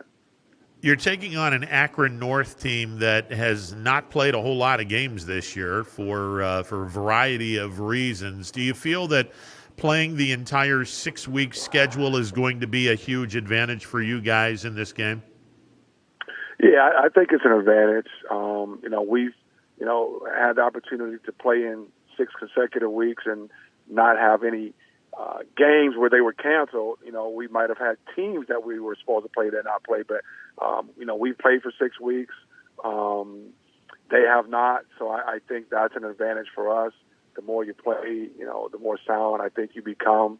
So, we're excited about the playoffs and hosting the playoff game on Friday. And obviously, you're someone that never looks forward, and I'm sure you've chastised me and various members of the media for looking forward. Chastise me here again, Coach, because if you knock off North, you get another home game at Mollenkopf. I love the 7 seed in an absolutely stacked Division II Region 5. The 7 seed for a 3-3 team. That speaks volumes to the respect factor that Harding got this year. Yeah, I think when the seeding came out, the brackets came out, and we we got a number 7 seed. I think that was kind of the respect that I think we're a pretty good football team and the schedule that we play. And again, we're not satisfied with our record or anything of that nature, but. I think the respect factor was evident in our number 7 seed. Coach, Tim Street dropped the bombshell when we had him on a week ago tomorrow when he made the announcement that because we're on a tight schedule and they want to get the playoffs done in 7 weeks, and this is week number 1, any team that has a COVID outbreak and you cannot play that week, you're done. Season's over.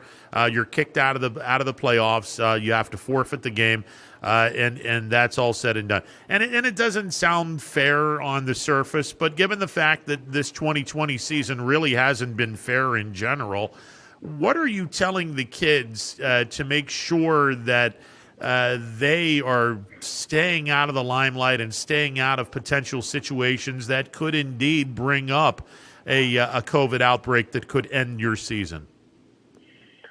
Right, we talk about it every day. I mention it every day about. I mean, we're taking all the precautions we need to at school and in the at practice, but they go back home into their particular environments, and so we tell them to be as careful as they possibly can be, watch where they go, make sure they have their mask on. I mean, we've given out masks to our players, and I mean that's all we can do. I mean, we send reminders to them. Watch where you go, because at any point in time, if something happens, our season comes to a screeching halt. All right, let's talk about how deep this team can go into the playoffs. 2 home games, and Harding responds very, very well, whether that's a capacity crowd at the gigantic Mollenkopf Stadium or in the recent games at Mollenkopf, 1,500 fans. You have a great home field advantage because the fans are just such rabid fans across the great city of Warren. Assuming you guys hold serve and get to the quarterfinals, a familiar friend may be waiting in the wings in Austintown Fitch, and I know that you guys played Fitch extremely well in the regular season, and I know your kids would want nothing more than to get another opportunity at Fitch. Who do we play tomorrow, Ron? I knew it was coming. Well, it begins with an A, but it's not Austintown. Akron North, my man. Akron North. What does Akron North bring to the table? I know they've only played a couple of games. On film, what have you seen from this Akron North team that sticks out in your mind, Coach? You know what? I think, you have some young men who are eager to play the game. They haven't had a lot of success. And one thing that I won't do is try to sugarcoat anything, with our kids. They've struggled in the past years. They've struggled this year so far in only 2 games. So this is a game that we really have to worry about ourselves, continue to get better each and every practice, stay focused. We're coming off, 2 consecutive wins. And so we can't really worry about, you're always concerned about the opponent that you play, but this is a situation I think we have to be concerned about the Warren G. Harding Raiders. Coach, Friday night, Mollenkopf Stadium for the seniors. It's another home game for them. And sure. In this very strange season that has been 2020, the more home games you can get for this senior class, the better. Yeah, we talked about that, Ron, in reference to, each week we kind of talked about, at the start of the season, how many games are we guaranteed? You're guaranteed 7, 6 regular season and 1 playoff if there's no outbreak. And so each week I mentioned that. It went to 7 and 6 and 5. So now we're guaranteed 1 game. That's what we're guaranteed, 1 game, and that's tomorrow night.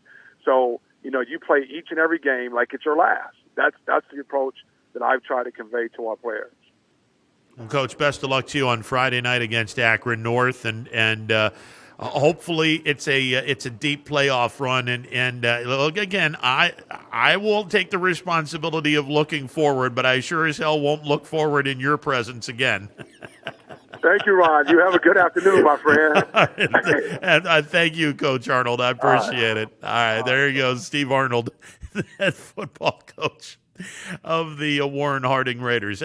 Look, who doesn't? Who amongst you listening to this show, watching my ugly face in my Bears basketball hoodie, who amongst you doesn't want to see Harding and Fitch in the quarterfinals? Of course you want to see it, especially the way the game was played the last time these 2 teams played. Lucky bounce either way. It may have determined that game. Hell yes, I want to see that. Absolutely. But I also understand that it's 1 game at a time. So Austintown Fitch, they begin with an A. So does Akron North, and that's the only thing they have in common.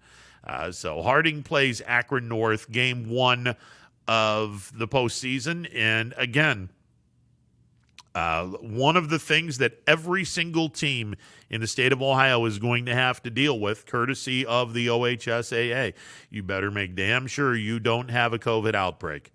If you do, you're done.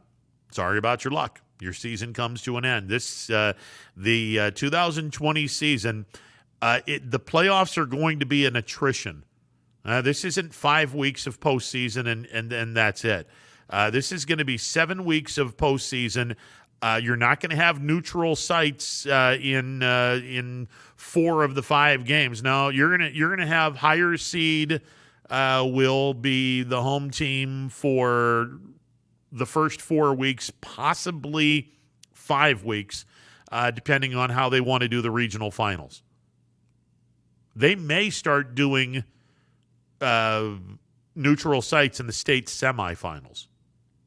They're still up in the air on that. So it's going to be a war of attrition, not just on the field, but off the field as well. Because, again, let's say that a state powerhouse, Lakewood St. Ed's, Akron Hoban, if one of those teams happens to have a COVID outbreak that week and they're not able to play football, it doesn't matter. If you're an 0-6 team that is supposed to get bounced in the first round, or a 6-0 team that's picked to be a state championship club, if you have a COVID outbreak and you're not able to play, you are done in the playoffs. So the war of attrition isn't just on the field with 7 weeks of playoffs. The war of attrition is going to be off the field as well, making sure that every single player on your football team is going to be responsible enough to keep away from potential activity that could bring about a disastrous ending to your season. This is a war of attrition in 2020. And for folks that might even consider, well, it's a 6-week regular season, you're going to have to put an asterisk next to this. Bullshit, you do. This ain't no asterisk season this year. Not with a 7-week playoff. If anything, the team that gets through 7 weeks on and off the field, and the stuff that you got to deal with off the field to make sure your kids don't get into a COVID situation, and the stuff you got to do on the field for 2 extra weeks of the postseason. No. There ain't no asterisk next to this one. If anything, 2020 is going to be a year in which every state champion is going to be truly earning their state title and then some, for many, many reasons. Now, hopefully, knock on wood, we don't ever have this season again. Look, I'd love the fact that every team in the state of Ohio gets to go to the playoffs, but I don't want that every single year. I mean, it's bad enough the OHSAA wants to go to 12 teams in each region. And again, just another money grab. Personally, I think it should be the top 4. Now, unfortunately, that would be one less week in the playoffs, and I think that the folks in Columbus would lose their ever-loving mind if that were the case, which is probably the reason why you're not going to see that. We'll take a timeout. Jim Perry, the head football coach of the Niles Red Dragons, he's coming up in a bit. Stick around. It is a Thursday edition of Running Point on ysnlive.com. Hi, this is Tommy Clem, owner of WRS Insurance Solutions, reminding you that it is open enrollment for Medicare. Now through December 7th, those who qualify can visit our local independent agency by calling us at 330-953-3722 or visiting us at wrsinsurancesolutions.com to learn more. Good luck to all the student athletes in the Valley. Attention all football fans. If you can't see your team play, come and dine with us and watch it live at Boardman, Canfield, or Cortland. Or staying at home, we'll deliver right to your door. That's Coca's Pizza. We serve it hot. 2020 will be a season like we've never seen before, but 21 Sports and YSN will be there for every key moment. The plays, the players, and the stories that will headline this season. Delivered by 21 Sports and YSN. Planning a project around your home or rental property? Trust the electrical service to the local experts with 62 years of serving the Mahoning Valley. Joe Dickey Electric is your local go-to source for responsive, reliable residential electrical work. From everyday maintenance and repairs to new installations, electrical upgrades, and safety inspections, no job is too big or too small. Call Joe Dickey Electric today, 800-549-3976, or visit DickeyElectric.com. That's DickeyElectric.com. Price Family Insurance knows the importance of a great team. Our team continues to grow to help you with your Medicare and retirement needs. The annual election period is here, so it's all hands on deck to make sure your plan still meets your needs for 2020. Call us today. You may find yourself in some difficulty this winter. Don't get whacked by high heating bills. Call Michael at MP Vivo Heating and Air Conditioning. Michael is a trusted friend who will be able to help you with many things, like getting a 95% high-efficiency furnace this winter from Rude. Michael relies on Rude, so should you. Call MP Vivo Heating and Air Conditioning for a free estimate, 330-259-0486, and take care of your heating and air situation. Baird Brothers remains your source for fine hardwood products. For the time being, we're open for customer pickup only on weekdays, 9 a.m. to 4 p.m. and Saturday from 9 a.m. till noon. Place your order online at bairdbrothers.com. Baird Brothers, for the place you love. Quality, customer service, and integrity. Those are the 4 words that have driven our success since 1957 at Joe Dickey Electric. Joe Dickey Electric is one Mahoning Valley landmark business that stays current with the requirements of our customers. Family owned and managed, we are an electrical contractor and energy solutions provider. Every member of our team adds to his or her skill set through ongoing training. Residential, commercial, industrial, automotive, and more. We keep ahead of the needs of our customers with a fleet of more than 50 vehicles and 24/7 emergency service, so you're never left in the dark. The 4M Company, being an architect and construction manager for over 40 years, has had the opportunity to use many different electrical businesses for our projects. The depth, quality, and knowledge and attention to detail displayed by Dickey Electric makes them stand out above all the rest. For state-of-the-art expertise and a timeless commitment to our customers, contact Joe Dickey Electric. We are everything electrical.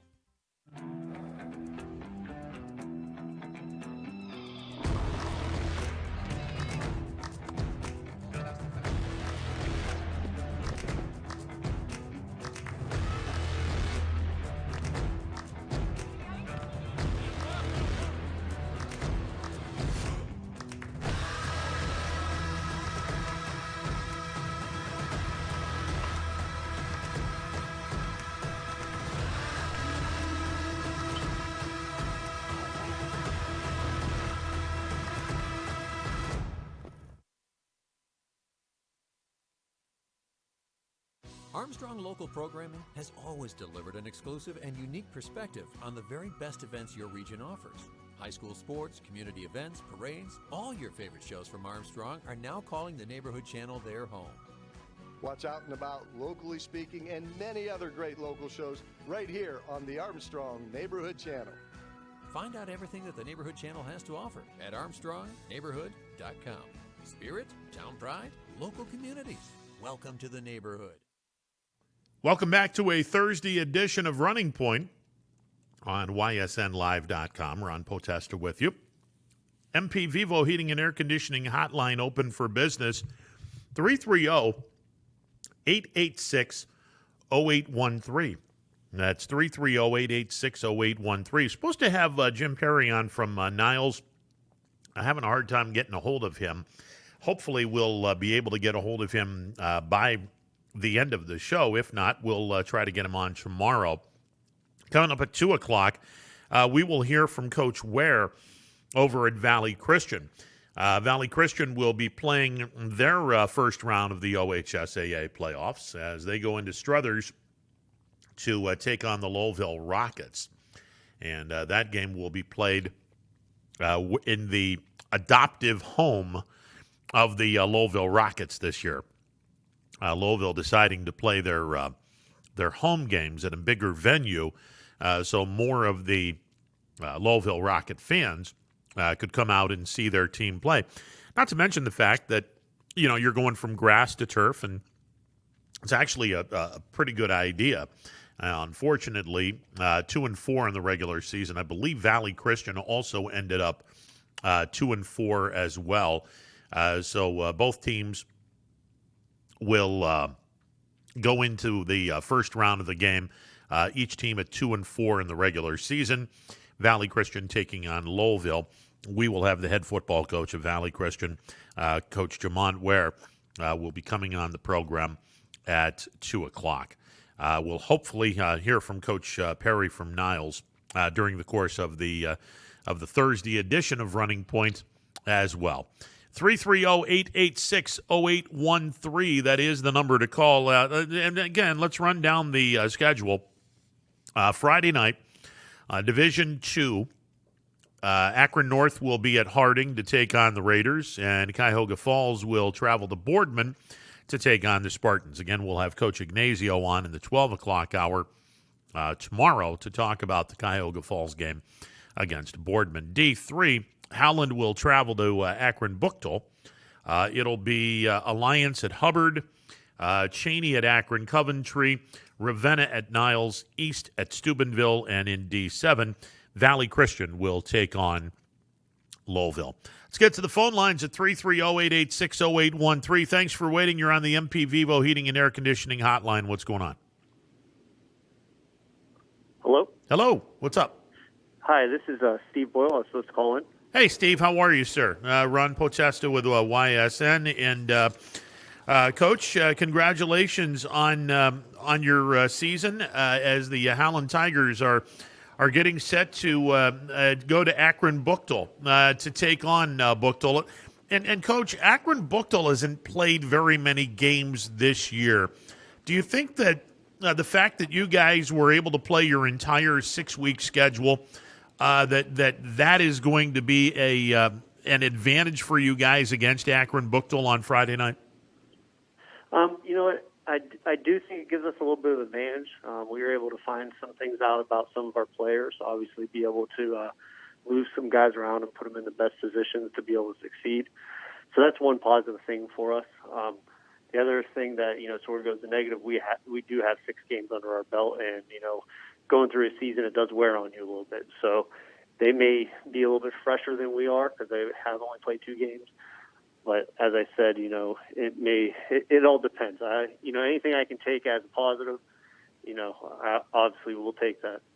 Well, Coach, look, you played a Division VII team last weekend, and a lot of people may look at this and go, oh, man, that's not really preparing yourself for the playoffs. Well, the D7 team happens to be one of the best in the state of Ohio in Warren JFK. Yes, it was definitely a game that will prepare you for the playoffs. A big victory as well. A nice come-from-behind win over JFK. Talk a little bit about that victory, Coach. Yeah, they were a very good football team. I felt that they're very well coached, and they've been good over the past couple of years. I mean, they've really been a good program over the past, ever since, we started playing them back in, I think it was the 60s. But our guys came through. They really rallied. They went back to the basics and the fundamentals of what we taught them, and they did their job. And I was very proud of them to see them come back from a deficit and move forward to be able to secure the victory for us. Coach, is that a prelude of things to come in terms of the secret to the success for the upcoming postseason, getting back to the basics and doing those things in order to get victories in the postseason? Yeah, I mean, I think the number one thing that we have to do is be able to, do our job. We talk about, as a coaching staff, we talk to our men about, doing your 111th, paying attention to the details, and the little things do matter. We don't have any superstars out there, but if we play together as one unit, everyone doing their job, then we'll be successful each and every play that we have to go out and compete. You've seen Buchtel on film. What are some of the things that they bring to the table? I think they're a very explosive team. Their quarterback's very, very good, very athletic. He can scramble around. He makes a lot of plays with his feet. When defenses break down and, people are covered, he can get out of the pocket and really scramble. Defensively, they line up. They do a great job running to the ball. They're very physical. They tackle well in the open field.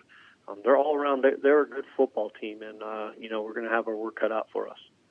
In recent years, and I don't know, the last 20, 30 years, you bring up the word Akron Buchtel or the school, and everyone's automatically going to say, wow, great football program. Howland, I know, wants to get to the point where people are going to, when they hear Howland, oh, man, great football program. And I know that that's a building process. Talk a little bit about that process and the plans that you and the coaching staff have to make that dream a reality.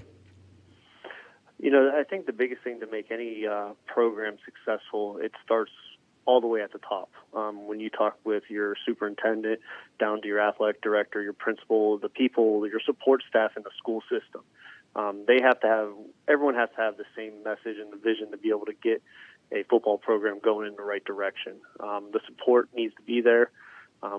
That's the first step. Once you get everyone on board at that point in time, it's really utilizing your family, creating that family structure.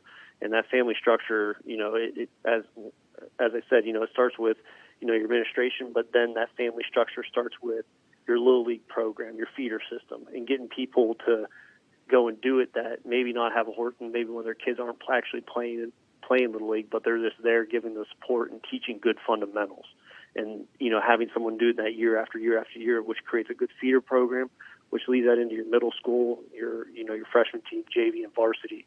And then as that happens, it creates a great culture. And that culture is, the thing that we talk about all the time is being a family and truly, getting people to love one another and getting them to trust each other, because that's what a good family does. You may not always do the right thing or you make mistakes, but a true family member will always show up for you, and you got to be able to trust that they're going to do that. Well, Coach, one of the things that I think was a goodwill gesture, and not only that, I think it just speaks of everyone is on board. The fact that you guys got the brand new turf laid down at Howland. I know for a number of years when I was at iHeart broadcasting games, you go to Howland, a fantastic facility. And you get the best sausage sandwich you're ever going to get from anywhere, because that's one of my favorite places for that reason. But the natural grass, I mean, if there was a rainstorm, it was a quagmire every time you guys played. So the fact that Howland was able to get brand new turf for the football field, I think that speaks volumes for your program, Coach. Absolutely. It was a great job by our administration and the people in the community who donated the money, and it's made our program really step up. We were able to get the turf done last year, and a few years prior to that, they completely overhauled the whole weight room for us, and all the athletics are able to use that now, and that keeps us up with the Joneses. We have to be able to keep, and especially when it comes to football, those two arenas, we need those to be as good as they can be. You know what I mean?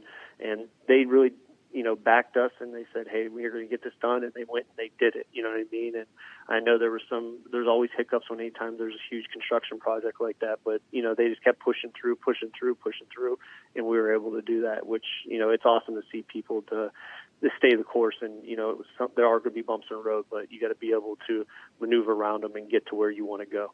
One of the things I love about Howland, you guys have tremendous support from the town. On a Friday night, win, lose, or draw, the fans are out there. And the other thing that I love, and this is the inner band geek in me coming out, that music department you guys have at halftime while you're making the adjustments for the second half. The band is entertaining everyone. It's just a great atmosphere when you go to a game at Howland.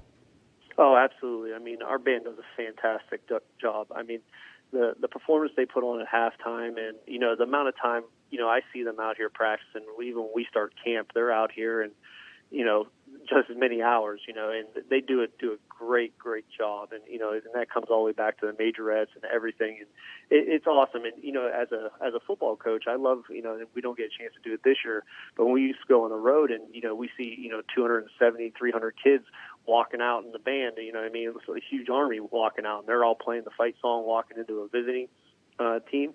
I mean, that's sort of intimidating sometimes, and how many people show up and are able to give you that support. And I love our band for that.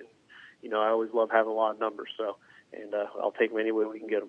Steve Boyle, the head football coach of the Howland Tigers, joining me on the MP Vivo Heating and Air Conditioning hotline. We had Coach Arnold on about 15, 20 minutes ago, and I'll pose the question that I asked him.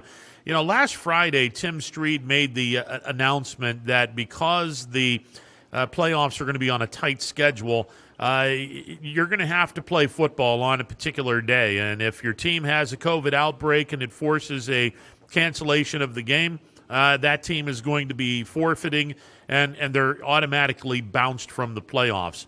Having said that, what kind of precautions have you been trying to instill in the kids to make sure that that doesn't happen to the Howland Tigers? You know, the one thing I always tell our guys is, you know, we follow all the mandates, you know, laid out by the governor, and then we even have higher standards we set here at the school district. Our kids do a great job wearing their mask all the time. I know sometimes, you know, they do make mistakes and we have to remind them, but, you know, that's, you know, they're kids, and that's what we're here for as coaches, to remind them and get them back on a straight path. But, you know, the other thing is, you know, I try to tell them, guys, you know, when you're done with practice, go home. You know what I mean? Don't be going out. Don't be going out and hanging out with people that you don't necessarily always hang out with. And I said, you know, for us to keep this season going, sometimes we're going to have to sacrifice some of the things that we want to go do, because if we need to be able to play a football game, we're going to have to say, yeah, I want to be able to do this, but I need to do this for our team and for our football family to be able to continue to play. And, you know, really the big thing is being smart, you know, being as cleanly as possible, you know, washing your hands as much. You know, if someone is sick around you, try to stay away from them as much as possible. And, you know, we're constantly monitoring every single day, you know, every time those kids walk into the facility, whether it be the school building or at our football field, you know, temperatures are being taken. You know, if any kid starts to have any type of signs or anything like that, they're immediately sent home until they have no other symptoms, or, you know, because sometimes right now it's allergy season and we're starting to get some of the colds and sniffles and stuff like that. So we just try to do the best we can. And if something comes up, you know, it is an unfortunate event, but, you know, just keep trying to plug away every day the best we can. Coach, before we let you go, obviously Division III, Region 9, good Lord, what a stacked region this is. Talk about the difficulties of trying to get through this region. You know, the region's tough. I mean, there's 27 teams in it. It's going to be quite a battle this year. You know, and there's quite a few teams up there. You know, you look at Chardon, you look at Canfield, Aurora, Streetsboro. Those teams are very, very well-coached teams, very talented teams. And, you know, I know, you know, I'm not looking ahead by no means, but I know, you know, our next week, it's already laid out who's playing or where we would go, and it'd be Chardon. So, you know, it's going to be tough. I mean, there's a lot of good football teams out there in this area. And, you know, it's good. And, you know what, I love it because it's Ohio football. And, you know, I grew up here, played football here, and, you know, I love seeing that there's still great teams around, and people, when you go to different states, they always recognize you know, Northeast Ohio for being one of the greatest areas for football, for high school football. Well, best of luck to you on Friday night. You guys take on Akron Buchtel, and 1 week at a time, Coach. Let's go get them this Friday night. Absolutely, sir. Thank you very much. You're very welcome. The head football coach of the Howland Tigers, Steve Boyle, joining us on the MP Vivo Heating and Air Conditioning Hotline. All right, we'll take a timeout. On the other side, we will hear from the head football coach of Valley Christian, Jamont Ware, will be joining the program. That's coming up in a bit. Stick around. More to come. 21 News. Let's get right to our top story tonight. More experienced reporters. A new Wilmington restaurant. GM Lordstown. Telling more local stories. We'll look at efforts Boy is recovering from a broken around our valley. Community in Niles. We are here in Youngstown, right up. Because you expect. It's important for everyone. No place like home. More local news. In Mercer County Court. 21 News is our valley's #1 local news. Welcome home to a home made homier with Baird Brothers Fine Hardwoods. Inspiration starts at BairdBrothers.com and is turned into reality when high-quality hardwoods are delivered right to your home. Baird Brothers has the latest design trends, shiplap and skinny lap interior siding, antique oak rustic flooring, and, well, you'll find them all at BairdBrothers.com. Ordered easily, delivered conveniently, enjoyed comfortably. BairdBrothers.com.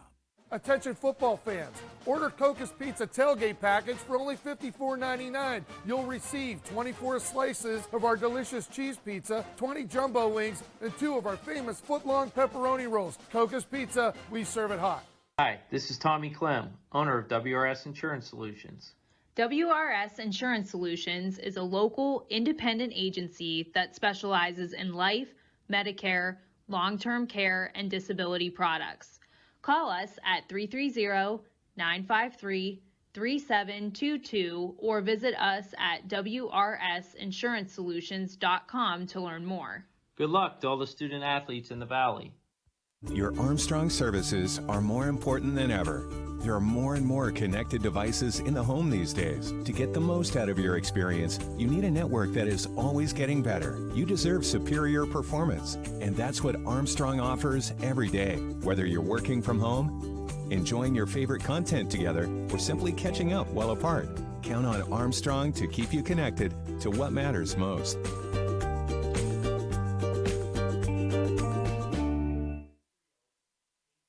For heating, cooling, and indoor air quality, the Mahoning Valley trusts MP Vivo Heating and Air Conditioning, offering worry-free repair, service, and installation. Call MP Vivo today for a free estimate. MP Vivo Heating and Air Conditioning. We're your energy-efficient experts.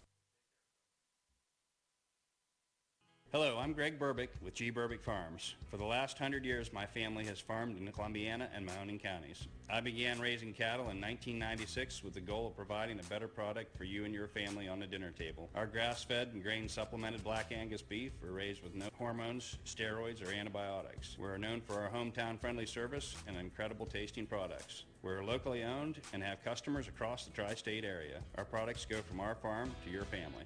Stop by our farm on New Buffalo Road or visit us on the web at gburbickfarms.com. Don't forget to like us on Facebook. G. Burbick Farms, it just tastes better.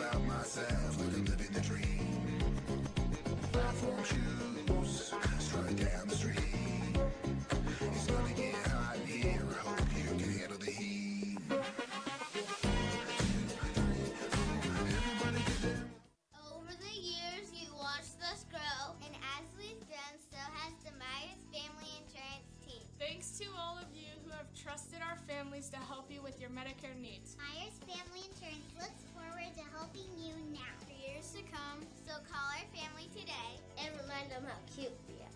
Myers Family Insurance continues to be the area's resource for all your Medicare and retirement needs. Call today, 330-286-3044. Welcome back to a Thursday edition of Running Points on ysnlive.com. Hello. Potesta with you right up until 3 o'clock. Let's go to the hotline, the MP Vivo Heating and Air Conditioning hotline, where we bring in the head football coach of Valley Christian, Jamont Ware. Coach Ware, how are you today, sir? I'm doing fine. How you doing? I'm doing great. Talk about the regular season and your first go-around in the Eastern Ohio Athletic Conference. You guys, for a number of weeks, although you've played Lisbon in the past, you got to take on some teams that you had not seen in previous years. Talk about the experience you guys have had in the EOAC. I mean, it was a great experience for us. You know, we played in the conference where it was Rootstown and all those guys. Seeing different teams and different things that they were doing. A lot of things I haven't seen before. It's a great league. I mean, everybody plays hard. Very respectful coaches. The kids are great in this league. So first go around was great. I mean, I wish we could have done better, but I hope next year we can kind of change it around. Is there the familiarity? Is there a fact that you guys feel like you're going to be home for quite some time, and that this is the right conference for Valley Christian to be in? Oh yes, sir, man. Especially with the the number of players on each team. I mean, you look on us over on the other sideline, they got just as many kids that we have. So I think we're in the right spot. I just think with the COVID stuff that's going on, it kind of held us up a little bit. Some schools are in school, but we still remote. So, I get to see them from 4 o'clock to, until we finish practice. So that's a little different for us right now. So, but, I think we're in the right spot. Given the fact that teams have already been told by the OHSAA, if you have a COVID outbreak and it forces the cancellation of a game in the postseason, your season is over with in terms of postseason. Do you feel like the fact that your kids are not going to school, that they're remote learning from their respective homes, do you feel better about that? Whether in terms of the chances of them getting COVID, or would you rather have the kids in school? Well, I'd rather have them in school so I can see them and making sure that, they're up and see them going to class and things like that. But with us being remote, I do feel like, they're going to be very cautious with what they do, especially the parents are doing a great job with that. So, it helps us out on that end. But I wish there was, at some point when we get back to school, I kind of miss them being here. So, but we have to be safe, and right now it's a safe thing for us to do for our school. You guys take on the Lowville Rockets. Both teams finished up their season with a 2-4 record. Lowville out of the Mahoning Valley Athletic Conference Scarlet Tier. You guys out of the Eastern Ohio Athletic Conference. The game's going to be played at Struthers. Lowville decided to upgrade so more fans could go to the bigger stadium in Struthers. More importantly, they go from grass to turf, so it's not a problem for either team because you guys your home stadiums are on the turf. You play your games in Camel. This fall, Lowville playing their games in Struthers. Coach, you had an opportunity to play a number of your games on grass. Do you prefer playing games on the turf as to playing games on the grass? I would say play on turf because sometimes, at this time of the year, the grass it's really slippery. On turf it's not as slippery. We can use our speed with being on turf. So I'd rather be on turf than be on grass. You mentioned the team's speed. Looking at Lowville on film, do they match up with you guys speed-wise?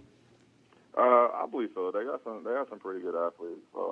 Their quarterback is very athletic, and you got a bunch of guys that's around them that's pretty athletic. So that's going to be one of our biggest things to stop. They're very good at throwing the ball, and the quarterback's very good at when he's under pressure. He can make plays with his legs. So he does a lot for them. Manufacturing pressure is a big difference between that and blitzing. I would imagine trying to blitz him, you leave a spot open, and if you're not getting to the quarterback, he's going to find that spot. Yeah. Especially, like you said, if you don't get to him, he's gonna make you pay for it, and if you lose containment, he's gonna make you pay for it. So it's kind of like you got to be really smart on what you're doing when you're playing.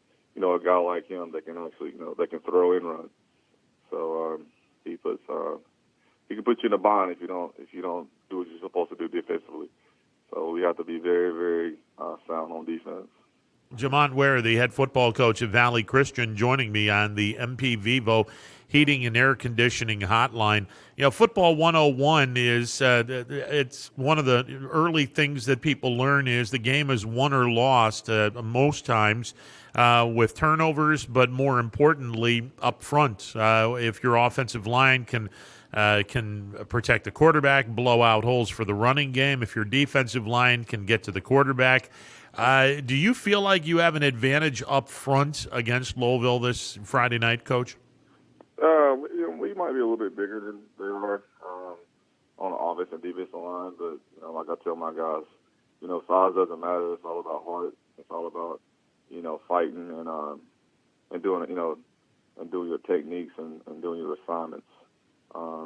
So we might be a little bit bigger than them up front, but if you don't do your assignments and play hard, that they're just as big as you are. So I'm kind of telling them they have to come out and play hard and play together.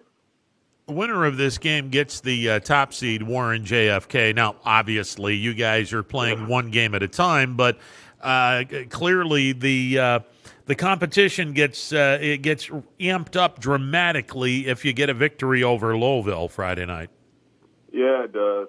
It does. Like I said, we got to worry about Lowville and ourselves first. I ain't really thought about JLK in the second game or whoever's in the second game.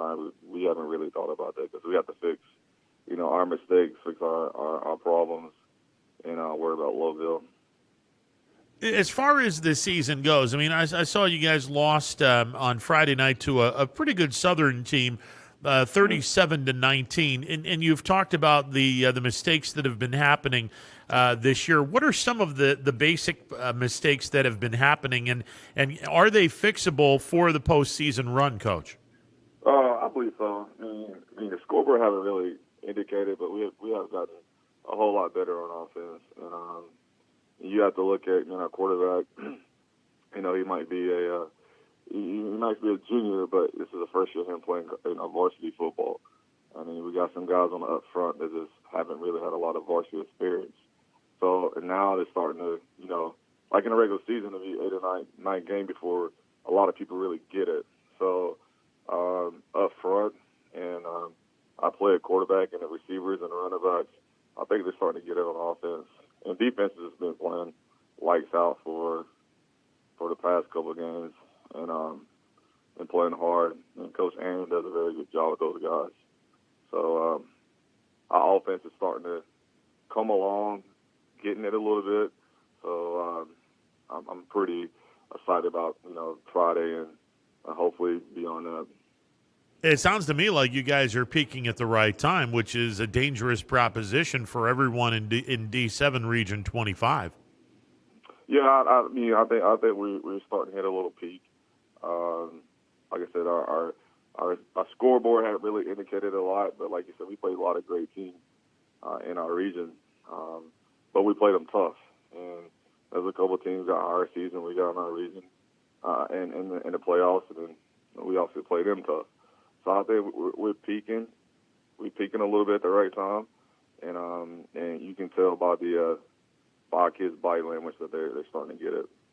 Well, Coach, best of luck to you on Friday night as you guys take on Lowville, and you don't have to travel very far. Your home games are normally at Camel. You're just going to go a little ways to Struthers to play this one, and that's a heck of a lot better than what some of your brethren in the EOAC are doing. Specifically, Matt Aldermore down in Lisbon, where they have to travel 100+ miles to Plymouth. Yeah. I think Southern got to go pretty far too, correct? I'm pretty sure Southern has to go a pretty fair distance as well. You are correct, sir. Yeah, I'm kind of disappointed. Like a lot of those guys get seated where they're supposed to got seated because they shouldn't be traveling that far to go play. To be honest, man, they're a very good football team, and it's a shame that they got to go travel over an hour to go play. That shouldn't happen. But, it is what it is. And we're lucky that we got a chance to play football this year. And lucky enough to go play in the playoffs. So you can't be too upset about it.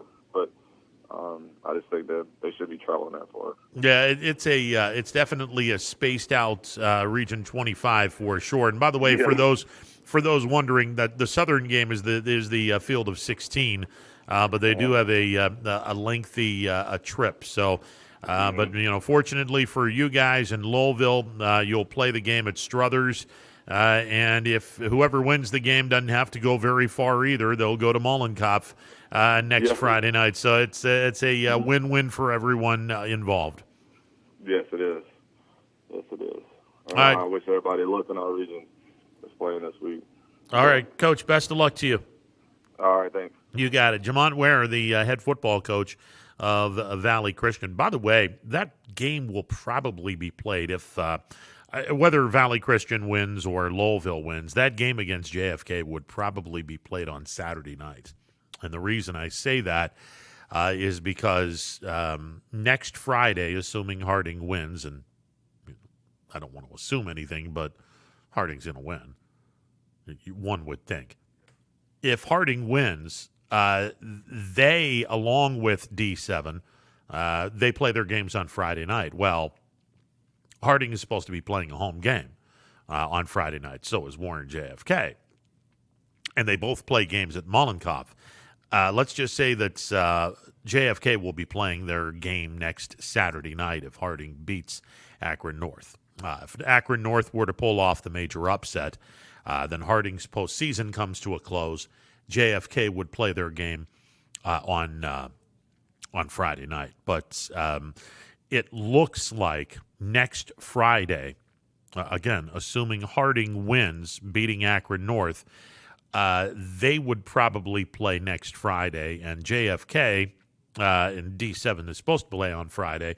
JFK, who also uses the facilities at Mollenkopf, they would play on Saturday. Now, that's an educated guess on my part. I don't believe the powers that be would allow JFK to play their game earlier on Friday. I think what would happen is the state would realize, okay, Harding and JFK share the same facilities. Harding would get top billing, so they would play their normal game on a Friday night, and JFK would probably wind up playing on a Saturday night. So regardless who wins the game on Friday between Valley Christian and Lowellville, the winner of that game takes on Warren JFK at Mollenkopf. And again, if Harding beats Akron North, the JFK game will probably be played next Saturday night because Harding and JFK are the co-tenants at Mollenkopf. And I think Harding gets the top billing there. So it is what it is. All right, we'll take a timeout. On the other side, we will catch up with Jim Perry, the head football coach of the Niles Red Dragons. Niles is home. They're going to take on Ravenna at Bo Ryan Stadium at Eastwood Field. The Red Dragons are 4-2, and we will talk with Coach Perry and ask if this meat grinder schedule in the Northeast 8 is going to prepare this team for what could be a deep run in the postseason. We'll catch up with Coach Perry in just a bit. You're listening to a Thursday edition of Running Points on ysnlive.com. It's storm season. I think we're under the gun for some heavy storms over the next couple of hours. And Storm Tracker 21 is ready. This is probably the one we're keeping a closer eye on. On air. And locally, we're going to have a lot of eyes on our area. Online. All right, let's talk high-risk futurecast and the timing of this weather. On social media and on our app. Rain will come and go tomorrow. There'll be some dry intervals. Stay ready with Storm Tracker 21. The severe weather threat now through around sunset this evening. Hi, I'm Colin Chupa. And I'm Kelsey Clem from K-Squared Marketing. Our boutique marketing firm specializes in media planning and buying, public relations, event marketing strategies, and strategic sponsorships. We can integrate our services with your existing game plan, or we can be your entire marketing team. Your goals, our game plan. Let's win together. Call K-Squared Marketing at 330-623-2730 or visit ksquared.marketing to learn more. Hi everyone, this is DJ Yoakley with Your Sports Network. We appreciate your support of YSN and welcome you to the YSN family. Our broadcast streams are brought to you live at no cost to you by sponsors that are local to this community. Without the vision and generosity of our sponsors and partners, we would not be able to bring this game to you today. So please support the great businesses and leaders that are making this game possible. And if you're a business in need of great advertising and sponsorship opportunities, feel free to head over to our site for more information on the right fit for you. We are local, we are loyal, and we are live. We are YSN. Ah, the details. Baird Brothers Fine Hardwoods is one fine ride. Perfect cornering, superb handling, sporty and stylish, power to spare, plus awesome mileage. Yeah, jaw-droppingly beautiful lines and well appointed with luxurious trim. Put more oomph in your life and start beholding the molding. Find your home's fine hardwood at BairdBrothers.com. No matter what the weather, be prepared with a reliable, efficient Rude gas furnace or air conditioner from MP Vivo Heating and Air Conditioning. Call your energy efficient expert, MP Vivo, today for a free estimate. Here at MP Vivo, we rely on Rude, and so should you. Welcome back to a Thursday edition of Running Point on ysnlive.com. Tomorrow night at Bo Ryan Stadium at Eastwood Field, the Niles Red Dragons will be hosting Ravenna. Niles comes into this ball game with a 4-2 record, and to talk a little bit about the regular season and to talk about the first round matchup with Ravenna, we bring in the head football coach of the Niles Red Dragons, Jim Perry. Coach Perry, how are you today, sir? Yeah, doing well. Thanks for having me on. Hey, 4-2 in a meat grinder type of schedule that is the Northeast 8. One would assume you're taking on teams like South Range and Poland and Hubbard and Girard and whatnot. That's going to prepare you for anything that you happen to see in Division III, Region 9. Well, yeah, I mean, our region is, exceptionally tough, but I agree.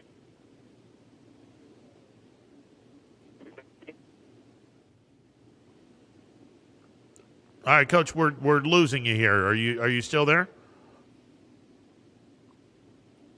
Oh boy. Well, hopefully we can get this the connection a little bit better with Coach Perry from the Niles Red Dragons. I know in the area you hit a pocket of bad cell reception, and stuff like this does happen. Coach, are you available? All right. Well, see if we can get a better connection here.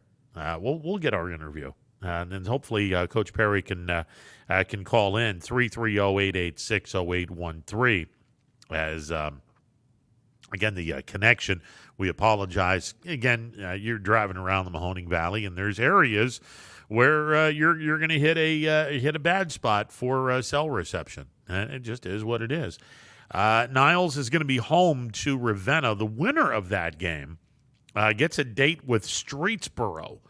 The Streetsboro Rockets are the 2 seed in the Division III Region 9 playoffs. But hopefully we'll be able to catch up with the head football coach of the Niles Red Dragons, Jim Perry, because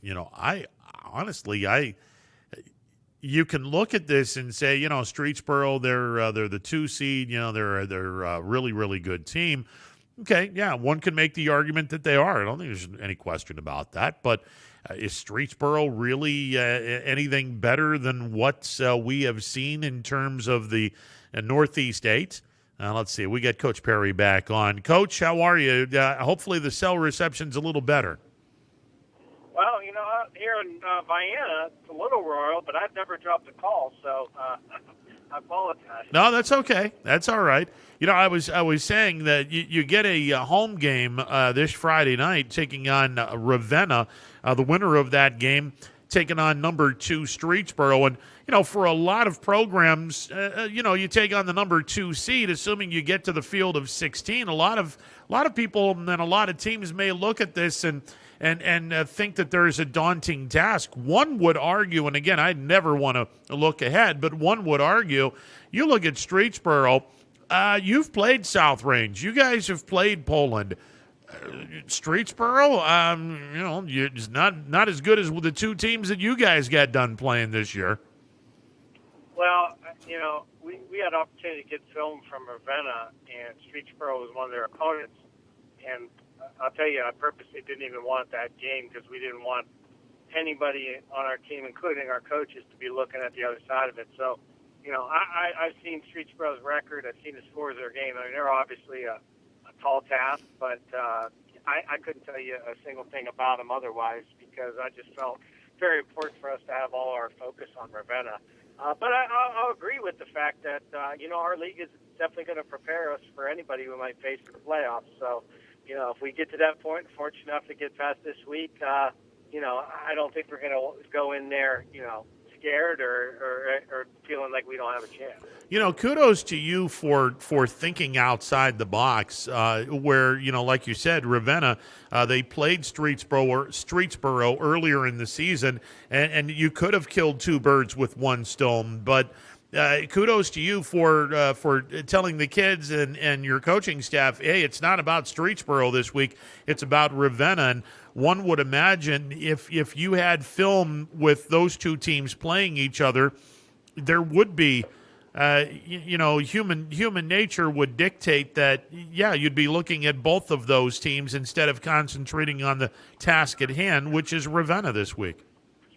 It would be impossible. I mean, like I said, that's human nature. I mean, myself included. So, I just thought, the fact that the game really wasn't that close score-wise, what we'd want to get out of looking at Ravenna may not be the best look either. So, from my end of it, I just wanted to avoid it, and we just requested a different game.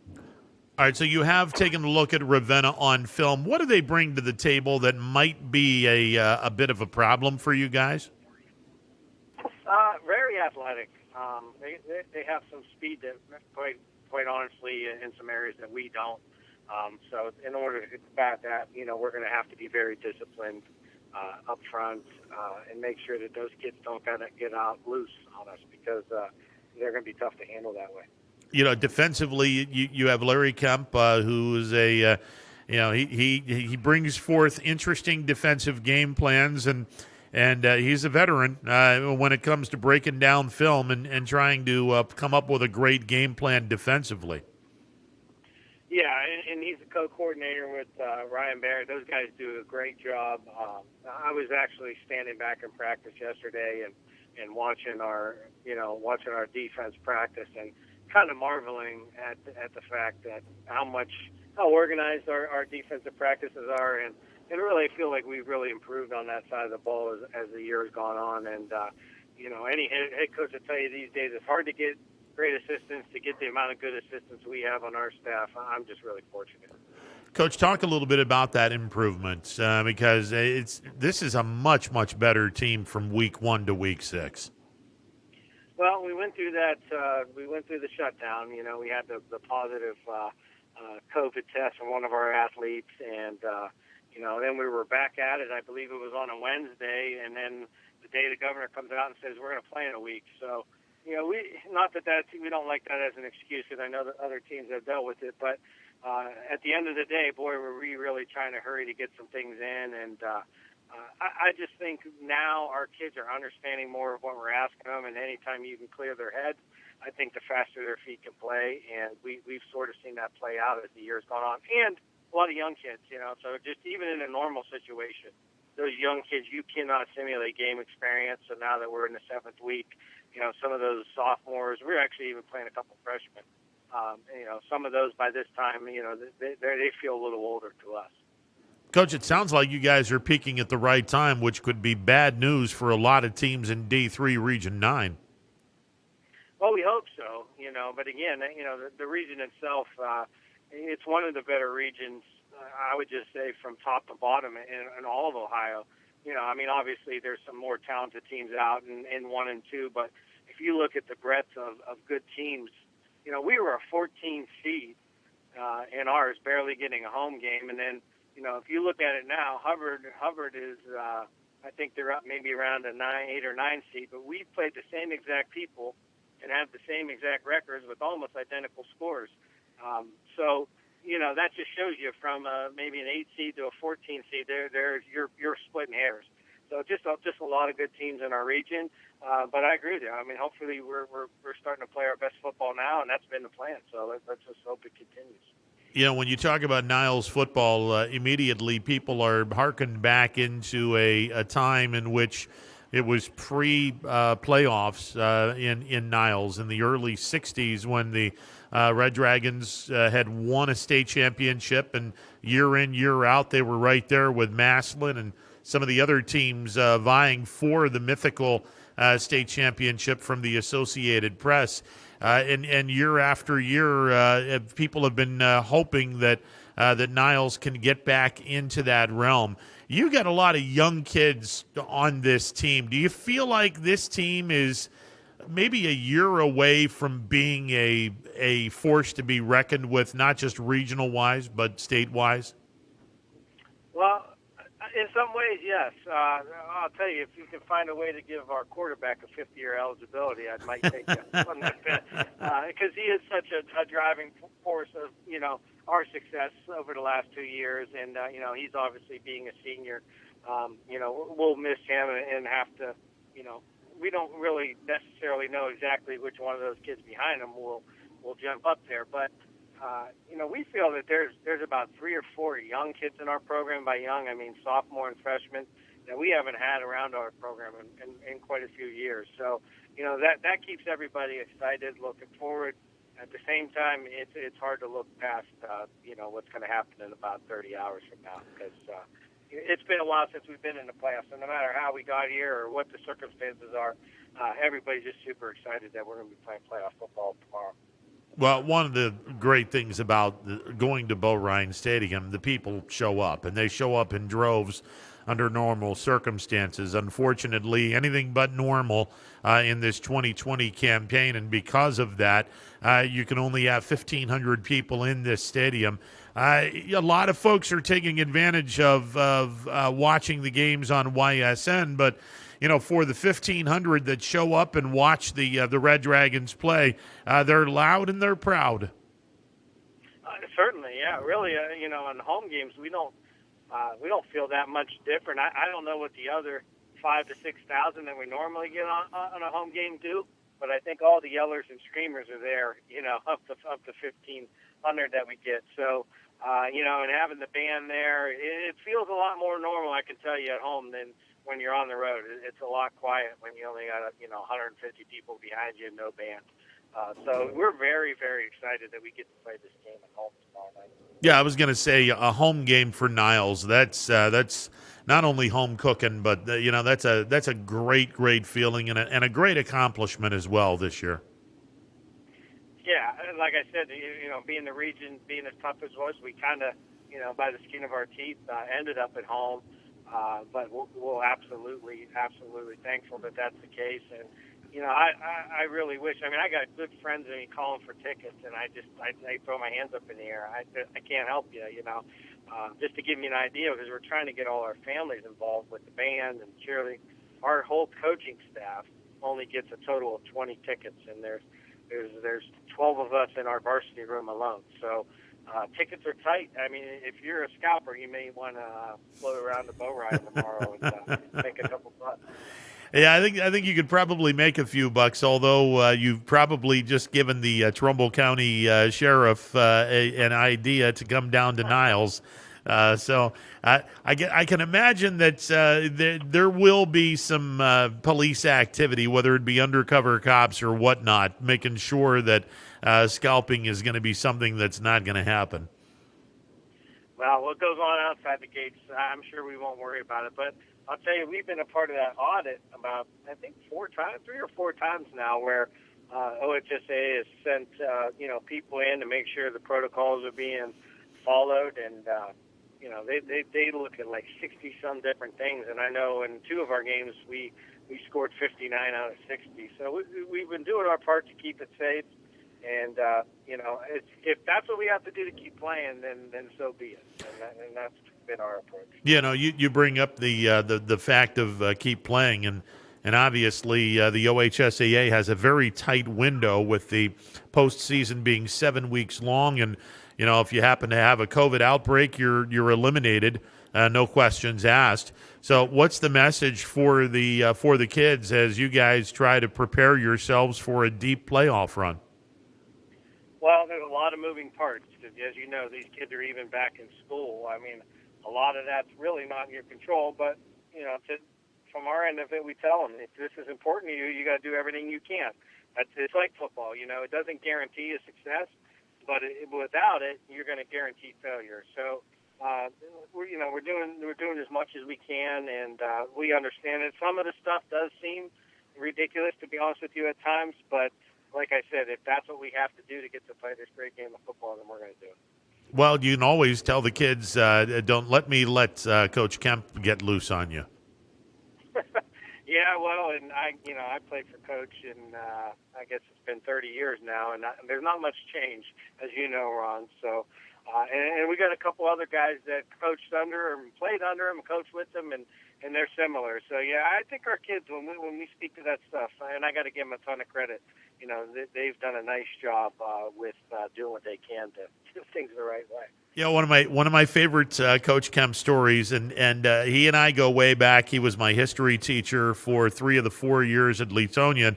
Senior year, I'm in American government. We have a substitute teacher, and I'm not going to out some of my classmates, but let's say that a lot of my classmates just gave this person an absolute riot act. I mean, they were just they weren't very good to the substitute teacher, and I was minding my P's and Q's because I knew that when Coach Kemp came back the next day, the people that were doing this were going to get nailed for it.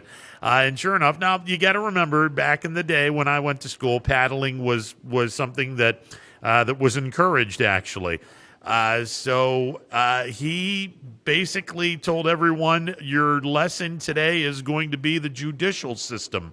And he said, I am the judge, I am the jury, and if you're found guilty, you can bet I'm going to be the executioner. And he paddled 16 kids that day. That sounds about right. I know I got caught one time in film session as a sophomore screwing around, and I don't know how he did it exactly, but he got up behind us in the dark room, and he used to get the Falcon death grip on your shoulder back then. And as a 120-pound sophomore, I was shaking in my shoes a little bit. No doubt. The funny part of the story is the 16th kid was on crutches. He had knee surgery, and Coach looked at him and said, "Look, I'm not gonna swat you. Just serve a detention after school." And the kid actually had the stones to mouth off to him and say, well, you nailed 15 kids. I don't think it's going to hurt that much. So probably not a wise choice. No, it definitely wasn't, because he reared back, hit this kid so hard, he was using his crutches for about 20 feet down the hall. Those were the old days, man. The good old days. You couldn't even dream of doing something. No. Probably rightfully so, but it got your attention. Oh, it did. Listen. I certainly know that. Listen, anytime a coach starts yelling at you and threatens you with a paddle, that's it gets your attention pretty quickly. And back in the day when Coach Kemp was young, not the old man that he is now, when he was young, he was a pretty strong dude. So, not that he isn't now, but he was a pretty strong dude back in the day. And a lot bigger afro. Oh, well, listen. Yeah, that afro was legendary in Leetonia. Absolutely legendary. Hey, Coach, always a pleasure, sir. Look forward to seeing the outcome tomorrow night up in Niles, and hopefully you guys are ready to start a serious run and a lengthy run in D3 Region 9. Well, we're going to give it our best shot. We're just excited about it, and thanks for having me on. And I love talking about our program. We have such great kids, and you always bring up the history, and that's important to us in Niles. So please keep up the good work. I appreciate it, Coach. All right, take it easy. You got it. Jim Perry, the head football coach of the Niles Red Dragons. I like Niles tomorrow night against Ravenna. And I will say this again. Look, whoever wins that game gets Streetsboro. And I don't like assuming, but if I'm right that Niles beats Ravenna, Niles would go to Streetsboro. Do you honestly think Niles is going to be shaking in their boots? All right, Streetsboro's the number 2 seed. No disrespect whatsoever. This is a loaded region. Streetsboro is one of the elite teams in D3 Region 9. But can anybody in this area say with a straight face that Niles would be shaking in their boots, knowing that they have played 2 teams in this Northeast 8 Conference that are every bit as good and maybe even better than Streetsboro in South Range and Poland? Because I'm looking at this, sorry guys, If you think Streetsboro is going to scare the bejeebers out of Niles, you just don't know how good the Northeast 8 Conference really is. And this is where I think you're going to see a number of teams. And I'm looking at the 4 teams that finished above 500 this year. South Range went 6-0, Poland went 5-1, Hubbard and Niles each went 4-2. Let me make a prediction right here. I think that those 4 teams in the Northeast 8 Conference are all going to at least be in the quarterfinals. So, yes, I'm calling an upset. Even if, assuming Niles gets past Ravenna, I am calling an upset. I think the Northeast 8 and the fact that you've played 6 weeks of that caliber of football, I'm a firm believer that when you play a really demanding regular season schedule, when you go to tournaments, you're going to be that much more prepared. And make no mistake about this. This isn't a playoff format. This is not a playoff format. Playoff format is teams that are invited, the elite teams that are invited. And under normal circumstances, at least this year, it would be the last year, 8 teams in each region. And truth be told, Niles probably wasn't going to be one of the 8 teams in the region. What are they right now? 15. And that's after 6 weeks. So they would have had to have jumped up 7 spots minimum to get into the playoffs over the next 4 weeks in a regular 10-game schedule. But because everyone's invited, keep an eye on Niles.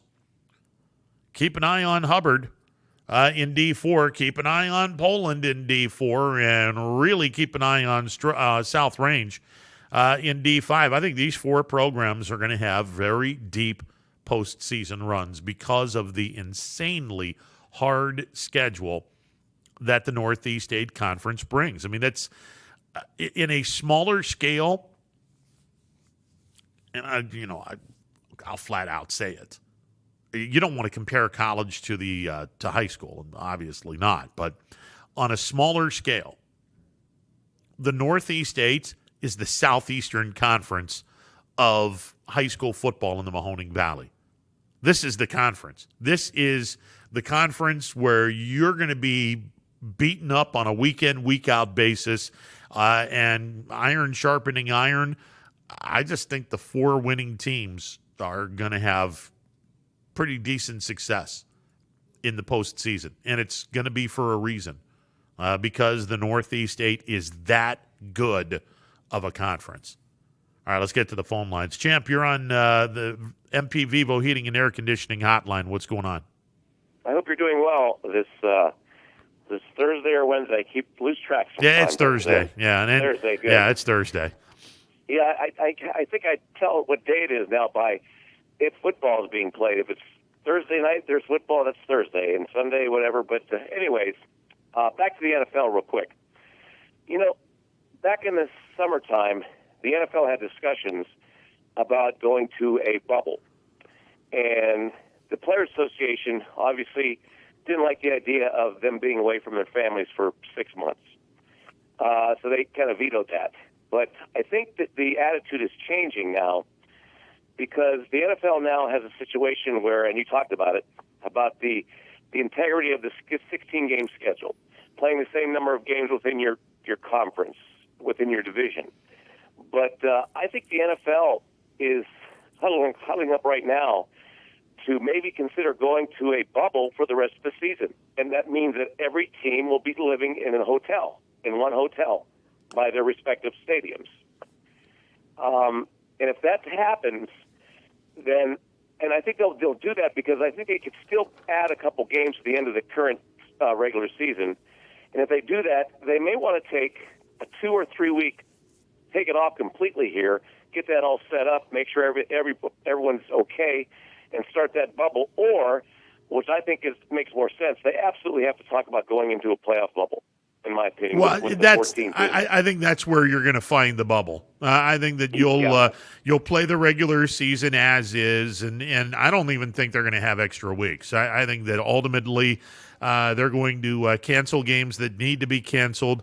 I don't think they're going to make any games up. I just think that Goodell will probably wind up saying, all right, we're going to cancel games that get canceled, and we'll go winning percentage as to the winner of the division, or as it pertains to the top 7 teams in each conference to go into the playoffs. But once the 7 teams are established, it would not surprise me in any way, shape, or form if you see a bubble situation, or at the very least, once you get into the divisional playoffs, especially if you're not going to have any crowds in the stands per se, then you might as well just have when the divisional playoffs start, you're going to be in one location, and you'll play your games back to back, or you'll play one game on a Saturday, one game on a Sunday,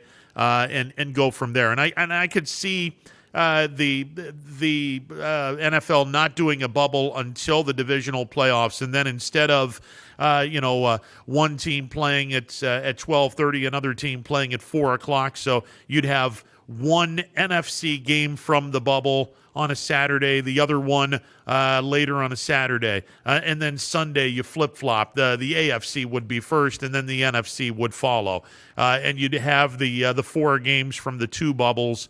Conference championship game would be in the same bubble where the 4 teams are located. Once you're eliminated, the 2 teams that are eliminated, they're out of the bubble.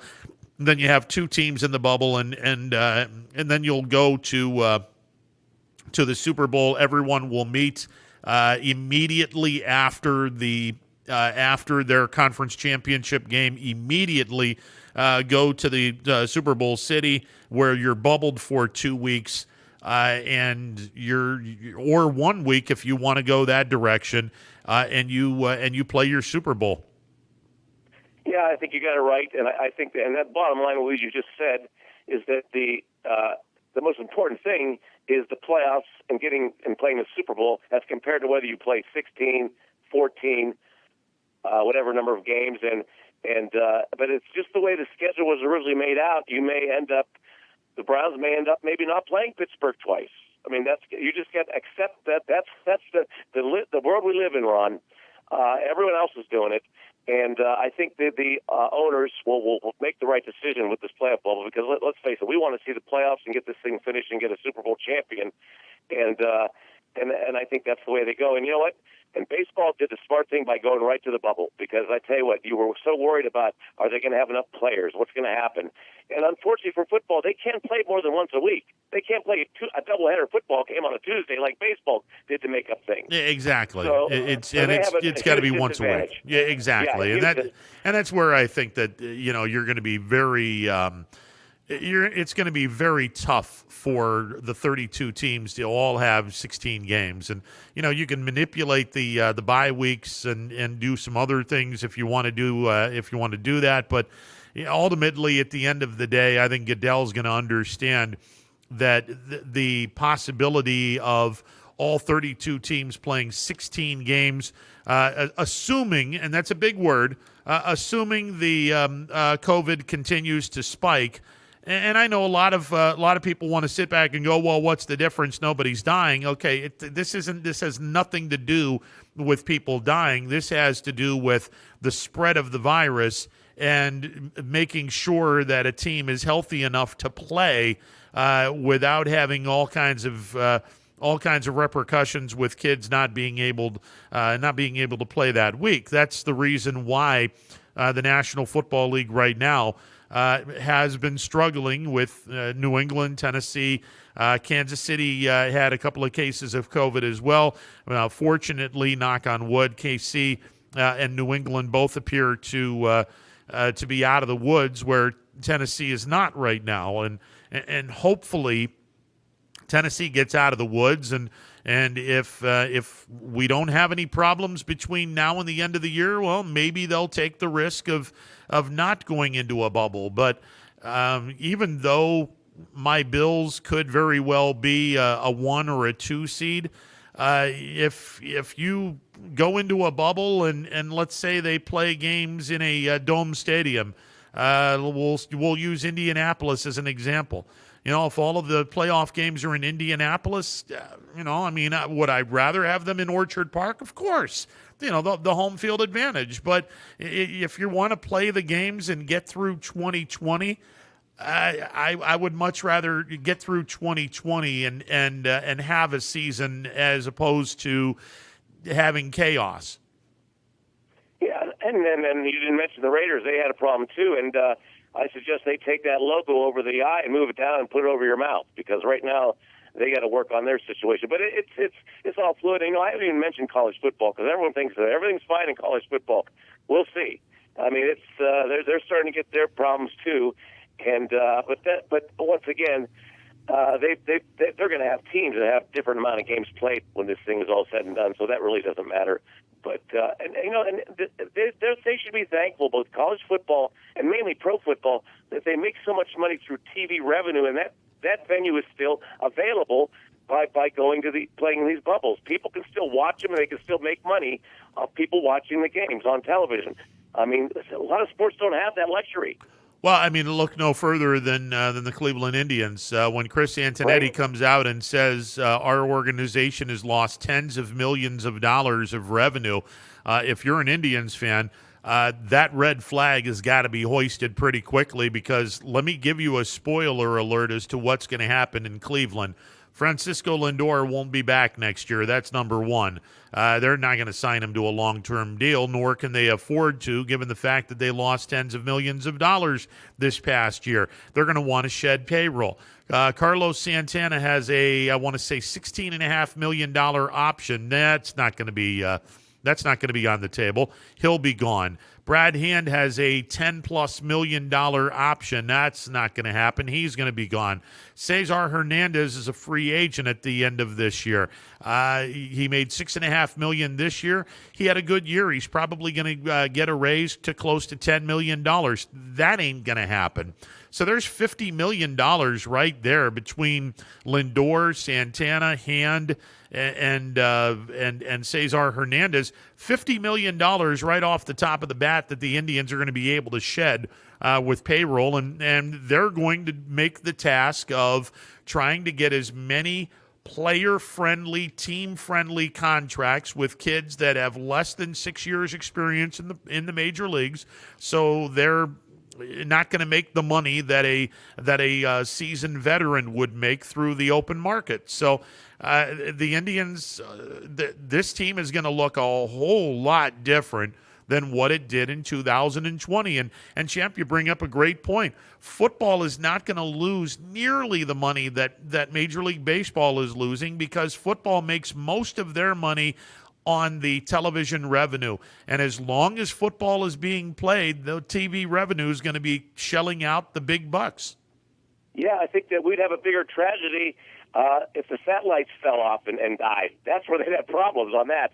But and my Tiger team, after this season's over, they only have one player under contract on the entire roster, and that's Miguel Cabrera. Everybody else is just started off. Yeah. So that's kind of a good thing to have. He's getting paid a lot, but they're going to have a lot of players under their control, so they really don't have to really think about free agents currently on this team right now. That's not going to be an issue. Their issue right now is they need to learn how to win and get back to be a competitive team. Well, and the other thing is they got to find their new manager, and they have to hopefully resist the temptation of hiring one of the cheaters. Yeah, and they have a connection with Hinch, and they also have a connection with Cora. And you can make an argument and they were cheaters, but they can make an argument too that these are really pretty two good managers. Oh, no that question. Are out there. No question. And I know they have an emotional attaching to AJ Hinch because he was in that organization for a while. But you know what? Sadly, I don't think there's a Jim Leland out there, because remember when they hired Jim Leland, they were basically a 500 team, and then the first year he went to the World Series. And I don't think you're going to find a guy like that. That was a special situation with Jim Leland, but nevertheless, that's going to be their next thing, is to get a new manager. And I have no idea what they're looking for, but we'll see. But right now, it's all about football, and I'm just glad to see these high school players in this starting this tournament this weekend. It's going to be very interesting because it's something we've never seen before. Where you're the 26th seed and you're playing in a playoff game. That's bizarre. Yeah, it's going to be interesting to say the least. Champ, before we let you go, one name that I really think, and he was a Tiger, a former player. When I was in minor league baseball, I think Marcus Thames. I think I filled in for the Erie broadcaster in a 3-game series. This was when Lindor was still in the minor leagues playing in Double-A Akron. Lance Parrish, the former Tigers catcher, I think he'd make a tremendous major league manager. I was impressed with what he did. And there's another ex-Tiger that's currently the hitting coach, I think, for the Yankees is Marcus Thames, who I really liked a lot when he was with Detroit, and his name's been mentioned. But Lance Parrish has been a Tiger for life, let's face it, and I think he's one of the most underrated catchers in baseball history. You don't talk about Lance Parrish, but he was a very important member of that 84 team. He was a tremendous defensive catcher, and he had a lot of power to go with that. Oh, no doubt. Hey, Champ, always a pleasure, sir. Okay, thanks, Ron. Thank you. Yeah, that's with a young team. That's what I would want to do. I'd want to bring in a young skipper to manage the young team. And for my money, and again, I saw him work his craft, albeit in a brief series. But I was so impressed with Lance Parrish and what he brought to the table as a minor league manager. I think that he would make a tremendous major league manager, given the fact that he's been a lifer with the Tigers organization. I think he'd be a tremendous manager for the Detroit Tigers. That's just my opinion. All right, we're out of here. Have a great rest of the day. Power Hour is coming up next. By the way, I don't want to steal anything from DJ, but it is National Pierogi Day. It is National Pierogi Day. So I'm going to be curious what the if number one, if that is announced, and number two, how many of these guys like the pierogies? I make my own flavor up, bacon and sausage. Yeah, put the bacon and sausage inside the pierogi. Whew, I'm a happy camper. All right, that'll do it for the program. Thanks a lot for tuning in. We'll do it tomorrow, noon to 3, Football Friday edition of